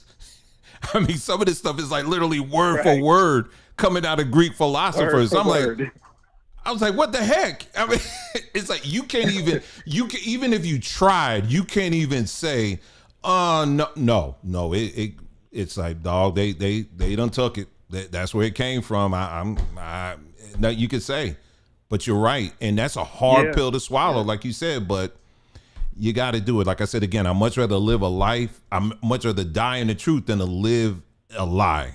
And so it's never too late to change your sail just a little bit so that you can make sure you're on the right course. And it sounds like you're definitely on one. Really appreciate you calling. Thank you so much, man. Really appreciate that. Okay. All right. Take care. Thank you. And y'all keep doing y'all work, man. We love y'all. Thank you. All right. Love you too. Thank you. Take care. Real quick, I know someone else was trying to call. And if you do call back, you can go ahead and call back, but I will, I'll put you on hold briefly, but you can call back now if you like. Really quickly, I'm just going to go through the similarities between Orphism and Christianity. I'm literally giving you just an over preview. Okay. So once I do the video, I'll have all the information and it'll be all laid out in front of you. Okay. So Orphism, these are the things that Orphism, what they believe. This is something that it came along a little bit. It's rooted in the worship of Dionysus. And that can go even further back, even to Egypt. Dionysus wasn't in Egypt, but he was like a different god. Anyway, I talked about that. So, but Orphism is something that has roots that go pretty far back. Hold on for just a second, okay? Hey, caller, can you hear me? Hello. Hey there. How are you? All right, I'm gonna put you on hold on mute for just a moment, okay? Okay. All right, thank you. Just hold on for just a moment. And so, so here are the things real quick that you'll find in Orphism. There's a belief in the immortality of the soul, emphasis on attaining a blessed afterlife through living a virtuous life, concepts of sin, virtue, and ritual purification. It said the use of myths and narratives to convey teachings. That's where we get parables from. You think Jesus was the only one just teaching in parables? No, that came out of Orphism. Anyway, the importance placed on being initiated into one of the religious mysteries, and that's like baptism, that kind of thing, right? They also had a dualistic view of the body as a prison for the soul. And you'll see that in Christianity too. And then the last one I have here is a belief in a savior figure who guides souls. So just from that short list, you'll see that there's numbers of things that come that Christianity, it pulled from this belief system called Orphism. But like I said, again, we'll do the video where we'll lay it all out. We're going to start from the very beginning and make it nice and easy for you. And really, even now, if you want to look those that more about Orphism up, I encourage you, go ahead and do it, because there's a lot of information out there. But when we do our video, you know how we do. We're going to take our time and go through it, and then you can research it on your own, and whatever conclusions you want to come up with, it's up to you. But now you have the information, and that's what we're about here. All right, so let me get to this caller. Okay, caller, you hear me now? Yes. All right, how you doing this evening? I'm fine. Good. So what you got for us tonight? Well, the past few weeks I've been binge watching a lot of your Samajunis, Bantu videos, and the first videos I saw of yours was the circumcision series, and then the links and so forth. My question is,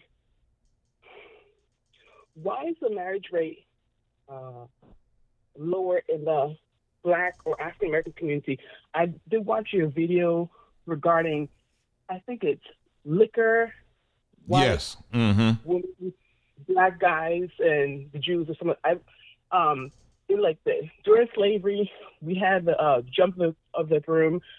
Before the 50s, there was a high marriage rate. Mm-hmm. I read about the Catholic history. You have videos regarding the Catholic history and Jewish history and so forth. I'm not Catholic, but when you look at the Pew Research, the African American churches, the Seventh-day Adventists, Cognic, AME, they're make less money or have less stable households. The Episcopalian, Methodist, Anglican, Catholic, they have higher marriage rates. How can the truth be, quote, a negative and the false be a positive? I don't know if I'm making sense. Okay, you said, how can it be? Repeat that last question. Your actual question? Repeat it, because I want to make sure I'm getting you. Okay, in Hollywood, single parents or baby mama is encouraged, promoted. How? Okay, I had some friends that were raised Baptist. They saw a lot of baby showers in the Baptist or quote Black Baptist church, so they left the church, became a Catholic. In the Catholic church, there's a lot of married people, quote stable households. I don't think Catholicism is the right way, but they have stable households. That doesn't make any sense. If following the Bible, is true, which I'm on a journey myself, is how I would say things. My name's Array Dugway. So, do you understand my question, sir? I think what you're asking is, and you correct me if I'm wrong. And like I said, again, we take our time. We're going to make sure because I want to make sure I'm hearing you and I'm not just, So I think what you're saying is, what I hear is that, like, for example, I think you just mentioned like this Catholic family or whatever. And from what it sounds like, you said, it seems like they're doing okay. Right. And I would assume that this. Yes, they have marriages. All right. And they're white. Would I assume, am I correct in that assumption? I'm not going to say that you said it. Oh, okay. All right. We'll just leave it at that.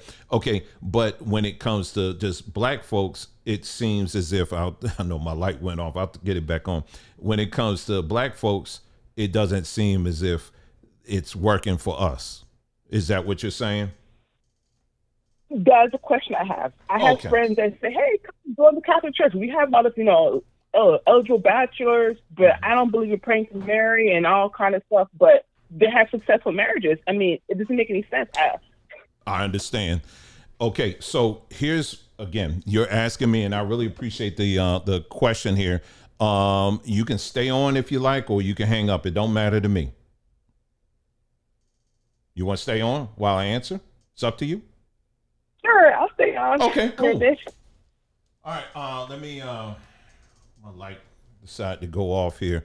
Okay, so what I see again is, because when you look at it that way, when you look at it like, well, dang, it's like, it just seems like religion works for them, but it don't work for us. There's a whole lot of factors in that. One of the things, of course, is it's their religion. Okay, plain and simple. And so if it's something that they brought to the table, then what's in it was primarily written for them and for whatever their agenda is, and any and all systems that they have set up it's primarily going to be for them. And then we are secondary. That's what it is. That's one reason. The other reasons is that we can both admit and acknowledge the fact that there are plenty of very good and successful Black marriages that are out there. Of course, they don't get as much attention as the bad ones, but there are plenty out there, ranging from those that are involved in the church to those that aren't involved in the church. So church can be it really depends. Like I said, again, it depends on so many different factors, because in the church, one thing that I think many of us can say who used to be part of the church, or for some that are still part of the church, is that what came with it, we can go down the list of all the bad things that are bad experiences, but what came with church that we can honestly sit back and say, you know what, that was actually a good thing, is that it came with a very good support system. As long as you're doing all the things that you paying your tithes and offerings, right? As long as you getting involved in the things you're supposed to be getting involved in, as long as you show up to Sunday morning, Sunday night, or Wednesday evening Bible study or whatever, as long as you're doing all the things you're supposed to be doing, you, in many cases, are guaranteed a certain level of a support system, and which includes, let's say, something for those who are having maybe marital issues and things like that.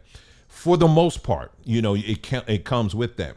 And so, but when you get to Black churches, for example, it's there, but unfortunately, there's a lot of cultural things there that's going on as well.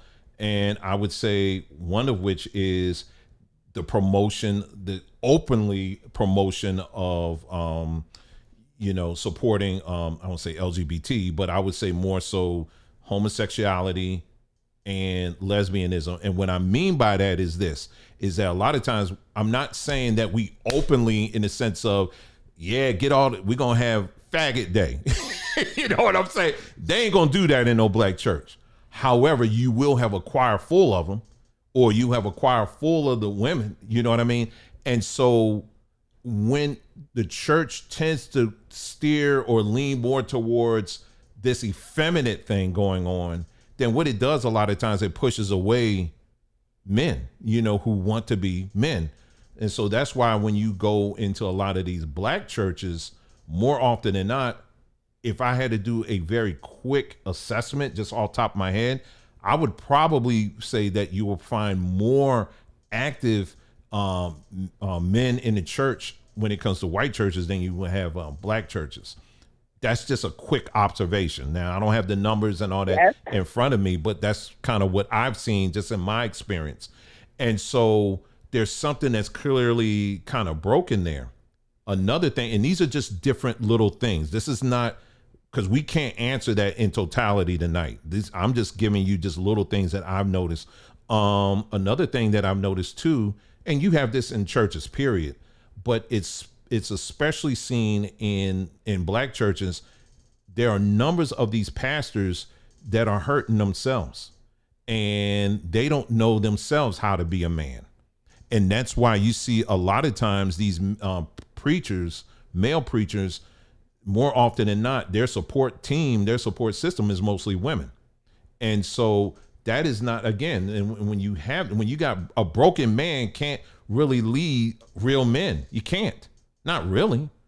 And so that's something that turns away. And so there's a whole system that's in place when it comes to the church. When it comes to women, you got women Bible studies, you got women coming together singing, you got women doing all this stuff. You got a whole system set up to support and encourage the women, just in every aspect. But for the men, a lot of times you don't see that. And so that's why a lot of times men are like, you know what? Check it. I'm out of here. I don't have nothing to do with that. And so that's a May I ask a question? Yeah, go ahead. Since there are men like yourself, and there's Sub-Zero, there is what is the guy? Lino Honor. I'm not saying his name right. There's a few people, Dr. Aldial Tart. There's a few people, African American men that are, I believe their wives are African American. I guess it doesn't matter, but their wives are African American. How come you guys don't encourage more marriages in the African American community? How come we don't? Since you guys are married, have kids. Oh, we do it all the time. I mean, we do it all the time. And one of the ways we do it is by, living this example in front of when we work together, when we're up here in the camera, when we're doing that. And I'm always publicly doing that. I mean, as far as having a little camera showing you all the integral things that we do and stuff, I mean, I ain't gonna do that, but there are things that we've done many times in the past where we've actually, we will do that to try to encourage people. Not only that, we've also had times where there's a couple that we still work with. They specialize in providing marital help, for people who need help. And, if they're going through a rough patch in their marriage, we will send people to them to get counseling all the time. I mean, not just any counseling. I'm talking about professional counseling where this couple was actually licensed in this area. And so, but yeah, we have done that, and not only that, the calls, I won't say calls, but we've been on calls, but we've also gotten emails from people who are having some issues with their marriage. And we've talked and counseled people ourselves to the best that we can, but we also are very honest and say, hey, listen, this is about as far as we can take it. You're going to need to get some professional help. So there are a lot of things that we have done in the past and even in the present that we've done to help people with that. But like I said, again, it's not going to be something that you're going to see all the time in front of the camera. But I personally assure you that, yes, we are all about that. I can't speak for anybody else, but I can only speak for what we have done and what we continue to do. right. Mm-hmm. Keep up the good work. All right. Well, listen, thanks again for calling. You guys, you take care, and I'll talk to you soon. Take care. Yeah. I mean, when, we do that all the time. And I would say that even now, if anybody out there, you're in a rough patch in your marriage or whatever, you can reach out to us. I'll tell you straight out the gate, we are not professional at all. We can give you some basic advice, but after listening to you, because sometimes, that's all people need. They just need a sounding board, and, we can make ourselves available for that. But as we listen, if we feel like, no, this is going to be a little bit more involved, we have no qualms in saying, listen, you need to go get some professional counseling. This is someone that can be definitely a big help to you in that area. And that's something we have done quite often, because it is something very important. And it saddens me a lot of times when we were in the Hebrew space. Oh my God. I mean, the stuff that we would hear, you have people wanting to divorce their wives or divorce their husbands because they're saying, I'm reading in the Bible and it says I'm not supposed to be unequally yoked and I need to divorce them. And I was like, what? Just based off of that?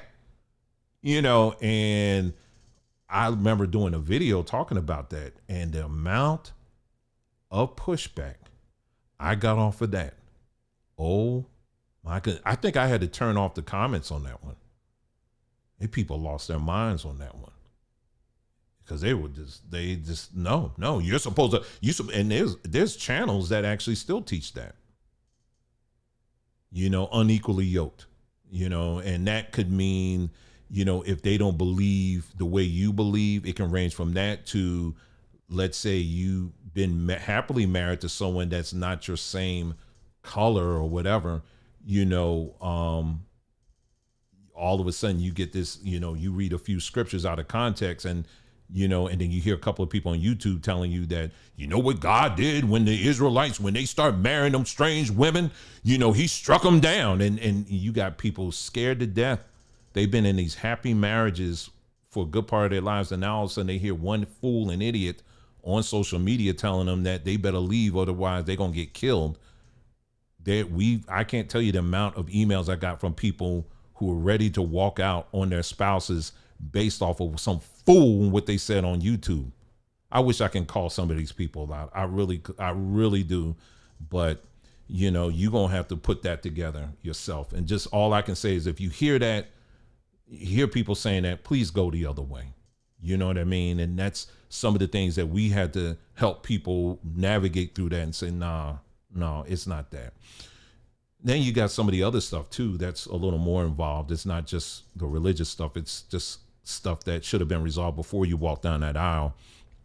And there's a lot. Our people need help. Our people need help in these arenas, and we also need to be have enough character enough to say, hey, listen, there's some of this I'm just not qualified to do.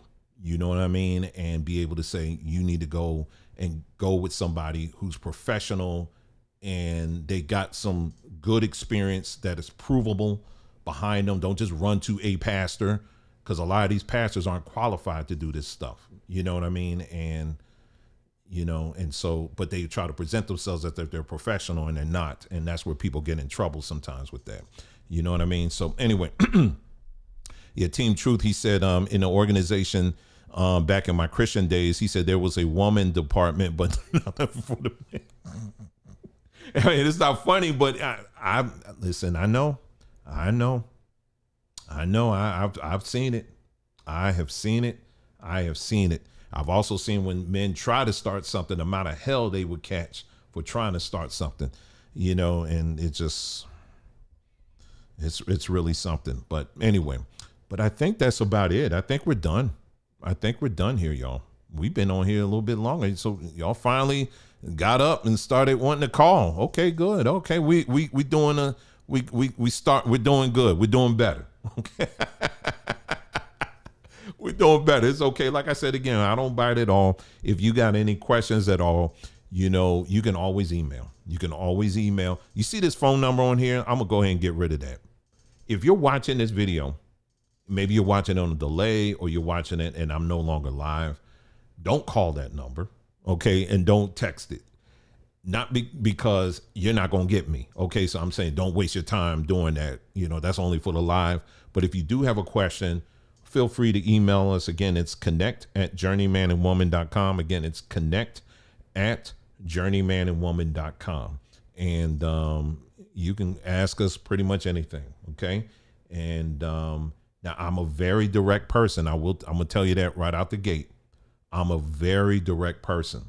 So when I answer you, don't read it as if there's some meanness coming from my side. I'm not that person. Okay. I'm not that voice in your head.